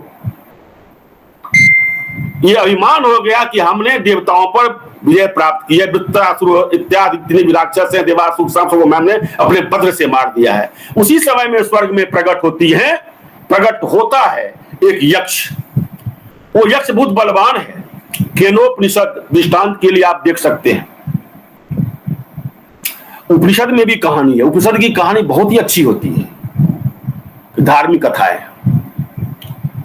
और वहां पर वो उनके तेज से पूरा स्वर्ग तो पहले से ही तेजोदीप्त रहता है। उन सारे सत्व गुणों का वहां पर आधार है। बड़े बड़े महात्मा हैं, गुरु बृहस्पति हैं, देवराज इंद्र हैं, सूर्य है, अग्नि है, वायु है, मरुद गगन है, सारे लोग हैं।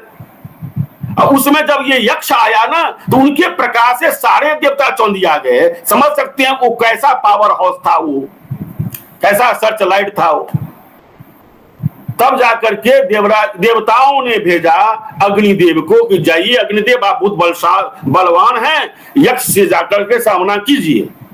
तो यक्ष के पास आते हैं सबसे पहले अग्निदेव। अग्निदेव आते ही बोलते हैं क्या कि तुम कौन हो यक्ष? यक्ष बोलते हैं कि आप कौन हैं, तुम बताओ अपना परिचय। तो मैं अग्नि हूं, क्या कर सकते हो? मैं चराचर जगत ही नहीं आकाश को भी जला सकता हूं, पल में जला सकता हूं, तृण मात्र समझ करके जला सकता हूं। पूरे चराचर जगत को और पूरे आकाश को, सबको जला सकता, ब्रह्मांड को जला सकता हूं, अग्निदेव ने कहा। तो वाह, बहुत अच्छे वीर हैं आप। एक काम कीजिए, ये तिनका है, तृण मतलब तिनका, घास का टुकड़ा है, इसको था जलाइए। तो अग्निदेव पूरा पावर लगा दिए, वो जलने की बात तो दूर रही, वो गर्म भी नहीं हुआ। अग्निदेव पूरा पावर लगा दिए, जलने की बात तो दूर रही, वो गर्म भी नहीं हुआ।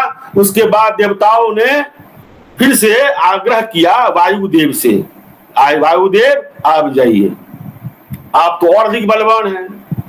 वायुदेव जब पहुंचते हैं तब फिर वहां पर जो यक्ष हैं वो कहते हैं तुम कौन हो? तो मैं वायुदेव हूं, मुझे मातृस्वा कहते हैं। अंतरिक्ष में विचरण करने वाला, लोगों को सांस प्रदान करने वाला, प्राण देने वाला, और मैं ही वायु हूं, मुझसे अधिक शक्तिशाली कोई भी नहीं है। वाह, बहुत सुंदर, अच्छी बात है। एक काम करो, इस घास के तिनके को थोड़ा सा हटा दो, यहां से उड़ा दो। पूरे ब्रह्मांड को उड़ाने चले हो तो इसको थोड़ा सा उड़ा दो। तो पूरा का पूरा ताकत लगा दिए, वो थोड़ा सा भी जो है हिला भी नहीं, वो घास का तिनका जो था। तब देवराज इंद्र स्वयं आते हैं, और देवराज इंद्र जब आते हैं तो भगवत को जो है, वो जो यक्ष है वो अंतर्ध्यान हो जाता है। लेकिन थोड़ा सा अंतर है, इसलिए देवताओं का राजा इंद्र क्यों बना? सारे देवता तो पराजय स्वीकार करके वापस आ गए, इंद्र पराजय स्वीकार करके, इंद्र को दर्शन ही नहीं हुआ। तो इंद्र पराजय स्वीकार करके वापस नहीं आए हैं, इंद्र वहां पर खड़े होकर के इंतजार किए, देखने लगे आखिर कौन सा यह यक्ष शक्ति था यहाँ पर। और देखते ही देखते वहां क्या देखता है, देवराज इंद्र ने देखा कि हेमवती जो है, माँ उमा देवी जो है विराजमान है, पर्वत की चोटी पर विराजमान है। और वो जो है पर्वतवासिनी माँ उमा देवी वही बोलती है कि तुम कौन हो? हे इंद्र बोलते हैं, हे यक्ष, जो यहाँ पर यक्ष था वो कौन था? माँ उमा देवी को पूछते हैं इंद्रदेव, यहाँ जो यक्ष था वो कौन था?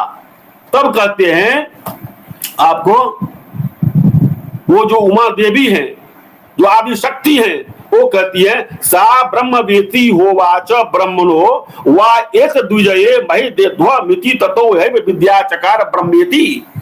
तुम जिसके बारे में कह रहे हो वो ब्रह्म था। चूंकि ये तुम दोनों देवताओं ने दर्शन किया ब्रह्म का और तुमने अनुवेशन किया, इसलिए तुम तीनों देवता श्रेष्ठ हो। लेकिन तुम्हें जो अभिमान आ गया था कि मैं ही करता हूं, ये गलत है। बिना आद्या शक्ति के, बिना आदि शक्ति के तुम लोग किसी भी काम के नहीं हो। इंद्रादि देवताओं ने भगवती उमा की जो है वहां पर उपासना की है। तो ये एक प्रकार से भगवती का बहुत सारा जो है, और वहां पर ये है कि भगवती जो है वहां से फिर लुप्त हो जाती है। तो सब ब्रह्मा जी के पास आते हैं, ब्रह्मा जी उन लोगों को देवी के बारे में बताते हैं। तो सारे जो है, मैं तो ये कह रहा हूं, ब्रह्मा विष्णु महेश भी जिनका पार नहीं पा सकते हैं, वही मां भगवती साक्षात जो है दुर्गा, दुर्गति नाशिनी, दुर्गति को नाशने वाली है, दुर्गा दुर्ग शमनी है, दुर्ग मालोका है, दुर्ग मासुर है, दुर्ग मायु धारणी है। तो ये जो दुर्गम से दुर्गम, जो भयंकर से भयंकर जो पराक्रम है वो दिखाने वाली है, और शक्ति का संचार। अब मैं श्री विनय कुमार सिंह जी ने कहा, एक ऐतिहासिक पृष्ठभूमि रखी, उसको भी मैं थोड़ा सा छूना चाहूंगा कि हमारा देश गुलाम क्यों हुआ। पहली बात तो ये है कि बुद्धिज्म से पहले वैष्णव धर्म था ही नहीं। क्षमा करेंगे कोई हमारी बात को। बुद्धिज्म का कन्वर्सन जो हुआ वो वैष्णव धर्म में हुआ। वैष्णव धर्म का मतलब था, हमारा जो शास्त्र है उसके हिसाब से, कि हम किसी को भी मनसा वाचा कर्मणा कष्ट नहीं दें, लेकिन राजतंत्र संभालने के लिए जो राजा थे वो लोग भी इस चीज को अप्लाई करना शुरू कर दिए। शक आया, हुन आया, डेमेट्रियस आया, मिनेंडर आया, जितना भी आया लूट खसोट करके इंडिया से ले गया सब। इंडिया में शासन वो लोग नहीं किया था। हम ये नहीं कह सकते कि भारतवर्ष 4000 वर्ष पहले से गुलाम था। जो भी आया, या मोहम्मद बिन कासिम आया या बाबर तक जो भी आया, ये लोग रहा। खासकर दिल्ली सल्तनत तक अगर हम देखते हैं तो ये इनसे आपको मोहम्मद गोरी से लेकर के कुतुबुद्दीन ऐबक से लेकर इल्तुतमिश से लेकर के लास्ट इब्राहिम लोदी तक, ये उस समय से लेकर के हम गणना करते हैं तो करीब करीब मिल जाता है 1000 वर्ष रख लीजिए। ठीक ही कहा उन्होंने। तो हम लोग कैसे हो गए? हम लोग अहिंसा परमो धर्म, ठीक है, अहिंसा परमो धर्म कौन मना करता? अहिंसा सत्यत्य ब्रह्मचर्य संग्रह, ये तो हमारे धर्म की परिभाषा है। धार्यते स धर्म, धर्म त्यागु धर्म, ये तो परिभाषा है हमारी। लेकिन परिभाषा के साथ साथ हमको ये देखना है कि हमको अगर हमारा कोई सत्व छीनता है, कायरता पर अहिंसा का लेप लगाना ठीक नहीं है। दिनकर जी ने उसी को बार बार अपने वीर काव्य में जो है सो उद्भाषित किया है। क्षमा शोभती उस भुजंग को जिसके पास गल हो, उसको क्या जो विषदंतहीन विषरहित विनीत सरल हो। हम क्षमा कर रहे हैं, हमारी बहु बेटियों को ले जा रहा है। हम परतंत्रता की गुलामी में मूर्ख की तरह जो है मुंह देख रहे हैं। सोमनाथ मंदिर पर बार बार अटैक हो रहा है, अब पंडित लोग जो वहां पर जा रहे हैं, पार्टी कर रहे हैं, कोई मतलब नहीं है। तो वीरता का, शौर्य का, आपने कभी सुना है कि श्री रामचंद्र जी ने कहा अहिंसा परमो धर्म? कृष्ण भगवान ने कहा अहिंसा परमो धर्म? क्योंकि उन्होंने कहा था अहिंसा जरूरी है। किसके लिए? हमारे अपने लिए जरूरी है, हमारे देश के लिए जरूरी है, लेकिन दुश्मनों के लिए, बाहरी शक्तियों के लिए क्या हम अहिंसा का द्वार खोल दें? आओ, यही काम करता था महात्मा बुद्ध के जो अनुयायी थे, वो महात्मा बुद्ध को समझ ही नहीं सके। महात्मा बुद्ध चुप हो गए, क्योंकि ब्रह्म जो है उसका निरूपण नहीं किया जा सकता है, ब्रह्म को परिभाषित नहीं किया जा सकता है। तो सभी ने सोचा कि महात्मा बुद्ध नास्तिक है। ऐसी बात नहीं थी।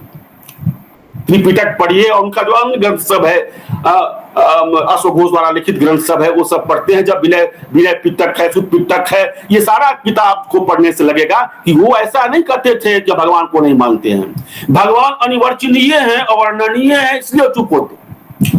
जाओ और डायरेक्ट, उन्होंने कहा बार बार महात्मा बुद्ध ने, जाओ और स्वयं शोध करो, दूसरे के मुख से सुन करके शोध मत करो, स्वयं शोध करो, अपने आप रियलाइज करो, अपने आप रियलाइज करो, तभी होगा। गीता में कहते हैं ना, जो कि ये गीता में कहते हैं उद्देर आत्मनात्मानम नात्मानम अपसादयेत आत्मने बधुरात्मरा। तो लेट, मतलब क्या, raise yourself by yourself, don't let your mind down because you are own friend and your own foe, because when good ideas come in your mind you are your friend, when bad ideas come in your mind you are your enemy। तो आनो भद्रा वाला बात है, सर्वश्रेष्ठ तत्वों को आने दीजिए।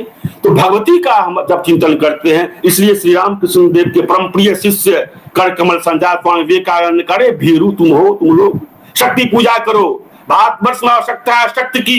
उन्हें कहा था अमेरिका से आने के बाद मद्रास अधिवेशन के दौरान, क्या कहा था उन्होंने? सुदीर्घ रजनी अब समाप्त हुई जान पड़ती है, महानिद्रा में निमग्न, अब महानिद्रा में निमग्न सब मानव अब जागृत हो रहे हैं। इतिहास की बात तो दूर रही कि बदंतियां भी जिसको भेजने में समर्थ है, वहीं से एक आवाज आ रही है कि भारत माता अपनी गंभीर निद्रा से जाग उठी है और उसे कोई सुना नहीं सकता है।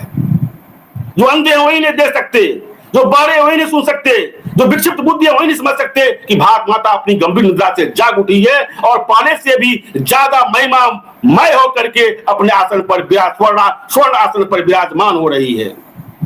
आवश्यकता है लोहे की मांसपेशियां, पत्थर सा भुजदंड। अरे मृत्यु जब असंभावी है तो कीड़े मकोड़ों की तरह मरने की बजाय क्या उसी क्षण दूसरों का अल्प कल्याण के लिए मर जाना श्रेयस्कर नहीं होगा? शक्ति का आवाहन करो, सब कुछ शक्ति है। भारत माता 33 करोड़ देवी देवताओं को अभी एक जगह रख दो, 33 करोड़ जो देवी देवता भारत में हैं वे सभी भारत माता में सन्निहित हो गए हैं।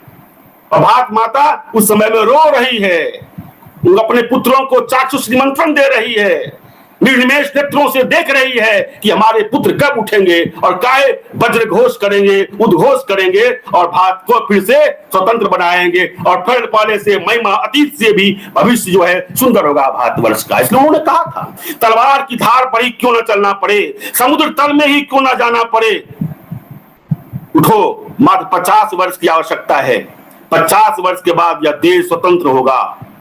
और ठीक 1897 ईस्वी में उन्होंने बात कही थी। प्रोफेसी देखिए, ऐसा प्रोफेसी होता है ठीक 1897 में, और ये सब रिकॉर्डेड है। ये सब आप सतयुग और कलयुग की बातें नहीं है। उन लोगों को लोग देखने वाला 50 वर्ष पहले मरा होगा, 40 वर्ष पहले मरा होगा, उन लोगों को देखने वाला। तो उन्होंने कहा था शक्ति सब कुछ है, शक्ति को समाहित करो। माता बलिदान मांग रही है, तुम माता के लिए फलप्रद हो। हे भारत, मत भूलना कि तुम्हारे स्त्रियों का आदर्श सीता, सावित्री, दमयंती है। आदर्श के मामला में पहले देवी देवता तुम्हारे उपास्य सर्व त्यागी उमानाथ शंकर हैं। अगर त्याग सीखना है, त्याग नहीं के अमृतत्व मानसु, त्याग नहीं के अमृतत्व मानसु। मुझे गलती माफ करेंगे, यहाँ पर संस्कृत के बहुत बड़े दूसरे लेवल के विद्वान बैठे हुए हैं। त्याग नहीं के अमृतत्व मानसु, त्याग से अमृत की प्राप्त होती है। उसमें 9 शब्द लगा देने से त्याग नहीं के अमृतत्व मानसु, त्याग से ही अमृतत्व की प्राप्त होती है। तो ये तो हुआ एक त्याग से। दूसरा हुआ क्या कि जितने भी उस समय में विभूति से स्वतंत्रता सेनानी थे, उन्होंने सर्वस्व त्याग कर दिया इस आह्वान पर, कूद गए समरांगण में। चाहे तो गीता की पुस्तकें, चाहे विवेकानंद साहित्य, फांसी पर झूलने से पहले वो लोग पढ़ते थे, चाहे बाघाजतीन हो, चाहे सचेंद्र सन्याल हो, चाहे अरविंद हो, चाहे वारिंद्र हो, जो भी हैं उस समय के क्रांतिकारी सब, बड़े बड़े क्रांतिकारी सब, ये सारे लोग जो है अनुप्राणित थे। स्वामी विवेकानंद जाकर भेंट किए थे और उनके आदेश से जो है उन्होंने शक्ति का आह्वान किया, शक्ति की आराधना जोड़ी है। उन्होंने शक्ति आराधना पर उन्होंने कविता लिखी स्वामी विवेकानंद ने। तो ऐसे हम लोग कह देते हैं कि चलो भाई कोई बात नहीं है, हम माँ की पूजा करें। माँ की पूजा जैसे भी कीजिए, जो रिचुअल है उसमें अगर त्रुटि भी हो जाएगी तो माँ बिगड़ेगी नहीं। कोई कहता है ना माँ रौद्रमुखी है, माँ काल रात्रि है, माँ बिगड़ जाएगी।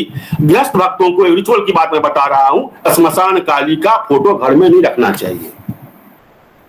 गृहस्थ भक्तों को यहां तक कि छिन्नमस्ता भगवती का भी फोटो रखते अगर हैं तो कम से कम उनकी पूजा आराधना अवश्य होनी चाहिए।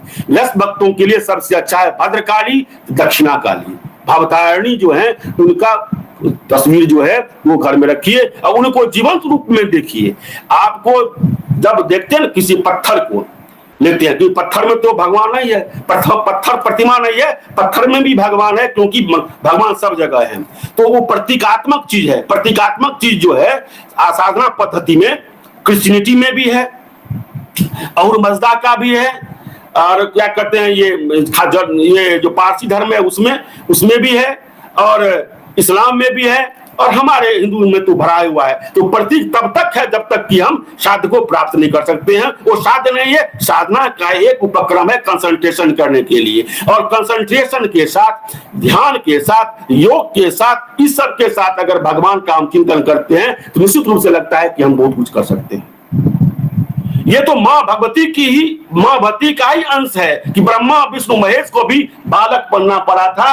अनसुईया के सामने में घुटने टेकने पड़े थे। माता अनसुईया त्रिपत्नी क्या शक्तिशाली थी, पातिव्रत धर्म की सिरमौर माँ सीता का। और जब अनसुईया का संवाद होता है, विनय सिंह जी उस पर ज्यादा शोध करेंगे, जब माँ सीता और अनसुईया का संवाद होता है, भारतवर्ष के पाठ्यक्रम में हर एक लड़की के लिए, हर एक स्त्री के लिए उसे अनिवार्य बना दिया जाएगा। अगर हमारे पाठ्यक्रम में दे दिया जाएगा सीता अनसुईया संवाद, तो ये अपसंस्कृति जो है, ये सिनेमा की संस्कृति जो है, हमारे आदर्श जो है रानी लक्ष्मीबाई है, हमारी आदर्श जो ममता मई माँ शारदा देवी है, अहल्याबाई है, हमारी आदर्श सीता सावित्री दमयंती है, लोपामुद्रा है, गार्गी है, मैत्रेयी है, वाचकन्वी गार्गी है। सोचिए ना, जनक के दरबार में इतने लोग बड़े पड़े हुए थे, हजारों विद्वान हैं, शर्त रखा गया था जो जीतेगा बृहदारण्यक उपनिषद खुलकर देख लीजिएगा, उसमें स्पष्ट रूप से लिखा हुआ है 1000 स्वर्ण मुद्रा से जड़ित, स्वर्ण रत्न से जड़ित 1000 एक शास्त्र गौ जो है जीतने वाले को दी जाएगी। और उसके खुर में भी सोना, पीठ पर सोना का चादर और सींग में सोना, ऐसे गाय, सरी हुई गाय बादशरवा की तरह नहीं। और याज्ञवल्क्य हुआ सो कॉन्फिडेंट, वो कहते अपने शिष्य को सब बोले जो आश्रम में, क्योंकि मैं जीतूंगा ही। और तब तक आती है दमकती हुई चमकती हुई तेजोदीप्त साक्षात भगवती का रूप धारण करके आती है गार्गी, वाचकन्वी गार्गी, और क्या कहती है, सावधान याज्ञवल्क्य, हम तुम पर 2 विषैले प्रश्न रूपी तीर छोड़ रहे हैं, अगर इसका उत्तर दोगे तभी तुम ले जाने के अधिकारी होगे। और उन्हें संतुष्ट किया जब गार्गी को, तो गार्गी हुआ गार्गी निरूपण कर रही है उन विद्वानों के बीच में, पृथ्वी के विद्वानों का निरूपण करिए। गार्गी कौन कहता है कि हमारे यहाँ नारियां जो है सो उनको जो है सो सेकंड और थर्ड दर्जा प्राप्त है, मुगल समय में आकर के नहीं पर्दा प्रथा, बाल विवाह सब शुरू हुआ है। हमारे यहाँ के नारियां के पीछे पीछे तो पुरुष चलते थे, हमारे यहाँ की नारियां जगदम्बा होती थी। उस गार्गी की बात मैं कह रहा हूं, मैत्रेयी की बात कर रहा हूं। मैं जब संपत्ति का बंटवारा करने लगे याज्ञवल्क्य, तो बोले, मैत्रेयी ने कहा क्या इससे ईश्वर प्राप्ति होगी? तो नहीं, तो मैं आपके संपत्ति को ठुकराती हूं। ईश्वर प्राप्ति का वरदान चाहिए आपसे। देखिए आप, तो ऐसे ऐसे जो विभूति हुए हैं हमारे देश में। लोपामुद्रा नहीं होती तो दक्षिण में वेदांत का प्रचार नहीं होता परशुराम के साथ मिलकर के। लोपामुद्रा को देखिए, अपाला को, घोषा को का चरित्र पढ़िए, ये सारी तो इनकारनेशन ऑफ गॉडेस है। वो दुर्गा ही गॉडेस नहीं है। दुर्गा की जो विभूतियां हैं वो जो मात्र रूप में जो पूरे भारतवर्ष में, पूरे संसार को जो है सो आच्छादित हैं, बिना शक्ति के, बिना आदि शक्ति के विभूति से ये संसार का सृष्टि और ये संसार का चक्र जो है, ये धर्म चक्र जो है, कौन चला सकता है? किसका हिम्मत है? इस प्रकार से तब से लेकर के, मतलब प्राचीन से लेकर के अर्वाचीन तक, तब से लेकर के अभी तक जो भी जगत बंदे माँ हुई है, नारियां हुई हैं, उन सब के सामने में हम लोग हाथ जोड़ करके आज खड़े हैं कि माँ हमें सब कुछ दो। समस्त जगत में जितने भी मातृशक्ति है सभी देवी का ही रूप है। इसको समझ करके ही काम चलने वाला है। केवल रिचुअल से नहीं कि साल में हम 2 दिन पूजा कर लिए और फिर नारी को प्रताड़ित किए, ऐसा नहीं है। हर नारी में क्या हम उसी को देखते हैं। सड़क पर अगर बहुत सुंदर खूबसूरत लड़की है, 16 कला से संपन्न, उसको देख करके हमारे मन में माँ का ख्याल आता है, बहन का ख्याल आता है। नहीं आता है तो हम बेईमान हैं। साफ बात, सत्य समझौता नहीं करता है, सत्य सत्य होता है। हम ये नहीं कहते हम सभी लोग पूर्ण हैं, लेकिन पूर्णमिदं पूर्ण मतलब पूर्णात् पूर्णमुदच्यते पुनस्य पूर्णमादाय पूर्णमेवावशिष्यते। हम लोग उधर तो जा सकते हैं, देख सकते हैं ना, पूर्ण होने का प्रयास तो कर सकते हैं। क्यों कि अल्टीमेटली हम लोग कहां से आए हैं? We have come from the same sources, same resources from where all this gods and goddesses came. हम लोग वहीं से आए हैं जहां से सारे विभूति आए हैं, जहां शंकराचार्य आए हैं, विवेकानंद आए हैं, देव दयानंद आए हैं, जहां से बल्लभाचार्य, विठलाचार्य आए हैं, नरोत्तम दास आए हैं, जहां से ज्ञानेश्वर आए, संत ज्ञानेश्वर आए, एकनाथ आए हैं, पंपा पन्ना आए हैं, कंबन आए हैं, मीराबाई आई हैं, रबिया आई हैं, सूरदास, चित स्वामी, संत गोस्वामी तुलसीदास जी महाराज। जिस सोर्स से ये लोग आए थे उसी सोर्स से तो हम भी आए हैं। अंतर ये है कि हम अपने अंदर में जो हमारी शक्ति है उसको हम भूल गए हैं और कहते मैं कुछ भी नहीं कर सकता हूं, मैं साधारण मानव हूं। यार हमसे वो सब महापुरुष थे, वो लोग महान थे। विवेकानंद जी से बहुत खराब लगता था ये बात सब, जब कोई कहता, हजारों विवेकानंद पैदा होंगे। तो हम लोगों को यह सोचना चाहिए अपने अंदर में man is potentially divine, it is needed to manifest the divinity within. जो हमारे अंदर में है उसी को प्रस्फुटन होना जरूरी है। हमारे अंदर में सोई हुई जो आत्मा है उसको कहिए उत्तिष्ठित, जागृत, प्राप्य प्राण निबोधत, arise awake and stop not till the goal is reached. उठो, जागो और तब तक रुको मत जब तक उद्देश्य की प्राप्ति नहीं हो जाती है। जागना का मतलब नींद से जागना नहीं। बंशीधर शुक्ल ने लिखा था आजादी के पहले, इसी शक्ति का आवाहन करने के लिए, शक्ति का आवाहन करते हुए कहा था, उठो सोने वालों सवेरा हुआ है, वतन पे मरने वालों का फेरा हुआ है। उठ जाग मुसाफिर भोर भई, अब रैन कहां जो सोबत है, जो सोबत है वो खोबत है, जो जागत है वो पावत है। समय का अतिरेक हो गया, लेकिन अच्छा लगा, आनंद हुआ और आनंद की वर्षा जो है हमारे विद्वान जो आज के वक्तागण थे, प्रसिद्ध वाग्मीगण, इनको वक्ता मत कहिए, इनको वाग्मी कह सकते हैं आप, क्योंकि इनकी वाग्धारा जो चली है वो कहां तक जाकर रुकेगी इसका कोई और छोर नहीं है, और ये कंटिन्यूअस रहेगा। हर एक शनिवार को रविवार को कुछ न कुछ होगा, और आप लोगों को हम 3 दिन पहले हम लोग सूचना देंगे। और हम लोग ऐसे ही जो भी बैठ करके हम लोग टीवी देखते हैं, गपशप करते हैं, दोस्तों वगैरह से मिलते हैं और पॉलिटिकल चर्चा करते हैं जिससे कोई होना देना नहीं है, और उस सब के लिए हम लोग जो है सो फिर से एक बार हम लोग जो विद्वानों का संग होता है। मैं एक छोटा सा उदाहरण देता हूँ। मैं क्या कहते हैं, कुरान के सभी चीजों से सहमत नहीं हूँ, लेकिन कुरान में एक लाइन मुझको अच्छा लगा। जब मक्का से मोहम्मद साहब जाने लगे मदीना, तो उनको लोगों ने पूछा कि मक्का छोड़कर मदीना क्यों जा रहे हो, तो उन्होंने कहा कि यहाँ मूर्ख सब है, वहां विद्वान लोग हैं। तो एक दो हर ग्रंथ में अच्छी चीज है ना, खाली खराबे चीज थोड़े है हर ग्रंथ में। तो कहने का मतलब ये है, जहाँ विद्वानों का सत्संग होता है वहीं पर हनुमान जी भी आते हैं, वहीं पर देवता भी आते हैं, वहीं पर भगवान का भी वास होता है, श्री का वास होता है, समृद्धि का वास होता है, यश का होता है। और यश चाहते हैं तो सकाम भाव से हो, निष्काम भाव से हो, सांख्य भाव से हो, दास्य भाव से हो, भक्ति भाव से हो, ज्ञान भाव से हो, जिस भाव से भी पूजिए, रास्ता वही है, एक ब्रह्म तक पहुंचना है। रास्ते हजारों हैं और हर रास्ते सही है, क्योंकि हर रास्ता का जो रज्जू है, रस्सी है, भगवान के श्री चरण के नाखून से जुड़ा हुआ है। इसलिए सारे रास्ते ठीक हैं। जतो मत ततो पथ, इसलिए कहा गया जतो मत ततो पथ। रास्ता बहुत है, विभिन्न है, लेकिन हर रास्ता अपने आप में इसलिए श्रेष्ठ है कि हम भगवान तक पहुंचते हैं। उसमें भी जो चिर सनातन, जो eternal perennial truth, what is Hinduism? Hinduism शब्द ही गलत है, हिंदुइज्म शब्द तो कुछ अलग था। वो लोग, मैं बार बार कह रहा हूं, अपना सब में लगाया क्रिश्चियनिटी, हम लोगों में लगाया इज्म मतलब कल्ट, वाद, सब गलत है, फॉल्स है। हम हिंदुत्व की बात करते हैं, अंग्रेजी में भी हिंदुत्व शब्द ही होना चाहिए। बहुत सारा बात है जो हम लोगों से लिया गया है। हम लोग कहते हैं ना वीर, वीर मतलब क्या होता है? बहादुर।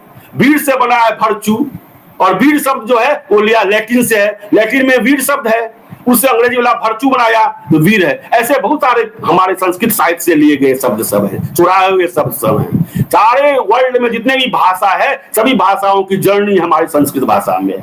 आप वेद, आप पूरा का पूरा जनतावस्था पढ़ लीजिए, पूरा का पूरा जनतावस्था हमारे वेद का ही प्रकरण है। अग्निदेव है, वायुदेव है, इंद्रदेव, सबका नाम से वर्णन है। हम कहां जाएं? इसलिए कि हमारा पेरेनियल ट्रुथ है। वो वर्षों से, जैसे इलेक्ट्रिसिटी में पावर को रोक नहीं सकते, जनरेट होता है। चीफ इंजीनियर साहब सुन रहे हैं, त्रिपाठी साहब, तो पावर जनरेट होता है, उसको हम रोकते नहीं है, फैला देते। राजधानी एक्सप्रेस को जाता है और जगह जाता है, मशीन को जाता है, और भी बड़े बड़े फैक्ट्री चलते हैं। तो हम लोग जनरेट करते आ रहे हैं। आज से कब से कर रहे हैं?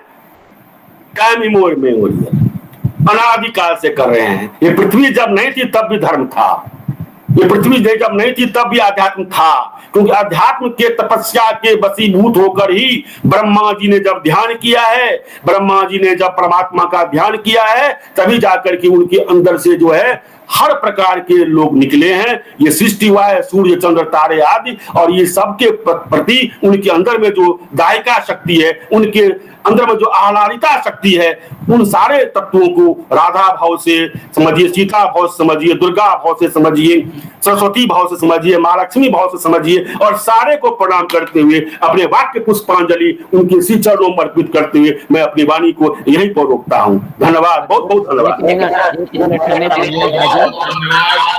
बहुत ही अच्छा जी का इतना विद्वत्तापूर्ण भाषण और इतना विस्तृत, सब जगह सब हर चीज को, हर पहलू को टच करते हुए जो उन्होंने दिया। आज माँ भगवती की कृपा है कि इतने अच्छे अच्छे संतों के बीच बैठ करके और इतना अच्छी वाणी सुनने को हम लोगों को मिल रहा है। लेकिन माँ भगवती की तो महिमा इतनी है कि उसका वर्णन किया नहीं जा सकता। कहा गया है कि देवी त्वं महिमावधि न हरिना नापि त्वया ज्ञायते। न हरि के द्वारा किया जा सकता है, विष्णु के भगवान के द्वारा, और न उनके द्वारा खुद उनकी महिमा बताई जा सकती है। तो फिर भी हम लोगों का ये छोटा सा प्रयास रहा, और इतने विद्वज्जनों के बीच में हम लोग बैठ करके सत्संग का लाभ ले पाए। और ये बात सुरेश नारायण झा जी की बहुत ही मुझे अंदर तक आई कि जो हम लोग सड़क पर एक सुंदर स्त्री देखते हैं तो अगर उसके प्रति हमारे अंदर अगर मातृत्व का भाव नहीं आता, उसको माता हम नहीं समझते, तो सारे पूजा पाठ कर्म सभी बेकार हैं। इसलिए दुर्गा सप्तशती के इस श्लोक के साथ मैं पुनः देवी को प्रणाम करता हूं कि विद्या समस्ता तवदेवी भेदा स्त्रिय समस्ता सकला जगत्सु तो यही कया पूरी तमम ये तत् काते स्तुति सभ्य परामर। बहुत बढ़िया सर बोलना चाह रहे हैं। जी सर, आप सभी विद्वजनों को बहुत बहुत प्रणाम। गला खराब है, मेरा गला खराब है, लेकिन इस शक्ति की महत्ता देखिए कि मैं फिर भी दो शब्द, दो लाइन, दो पंक्ति और अपने को धन समझता हूँ, मैंने लिखने की कोशिश किया, बोलने की कोशिश कर रहा हूँ। इस 1.5-2 घंटे तक जैसे शक्ति की तरंगे गतिमान हो गई, शक्ति की तरंगे गतिमान हो गई, शक्ति की संवेदना कण-कण में विद्यमान हो गई, शक्ति की संवेदना कण-कण में विद्यमान हो गई। आप विद्वजनों के उत्तम विचार, धन्य हुआ जीवन, मानो जैसे हुआ हमारा सपना साकार। जिस घर में होती है शक्ति की आराधना, जिस घर में होती है शक्ति की आराधना, निवास करती है साक्षात भगवती वहाँ। बस शक्ति की भक्ति में चाहिए समर्पित साधना, शक्ति की भक्ति में जाए समर्पित आराधना। त्रिपाठी जी, विनय जी की माता के सम्मान में गर्जना, जीवन में शक्ति की अवधारणा को अपनाने की याचना, माननीय श्री जयशंकर झा जी का शक्ति की महत्ता पर अविस्मरणीय विवेचना, माननीय श्री जयशंकर झा जी का शक्ति की महत्ता पर अविस्मरणीय विवेचना, श्री एस.एन. झा सरकार शक्ति के प्रादुर्भाव पर अत्यंत मनोरम एवं प्रभावशाली ढंग से प्रकाश डालना। आप सभी को पुनः कोट-कोट प्रणाम। बहुत अच्छा। हुए माता एक याचना, बस करता हुए माता बस एक याचना, स्वस्थ समर्थ श्रेष्ठ भारत की पुनः सत्य हो परिकल्पना।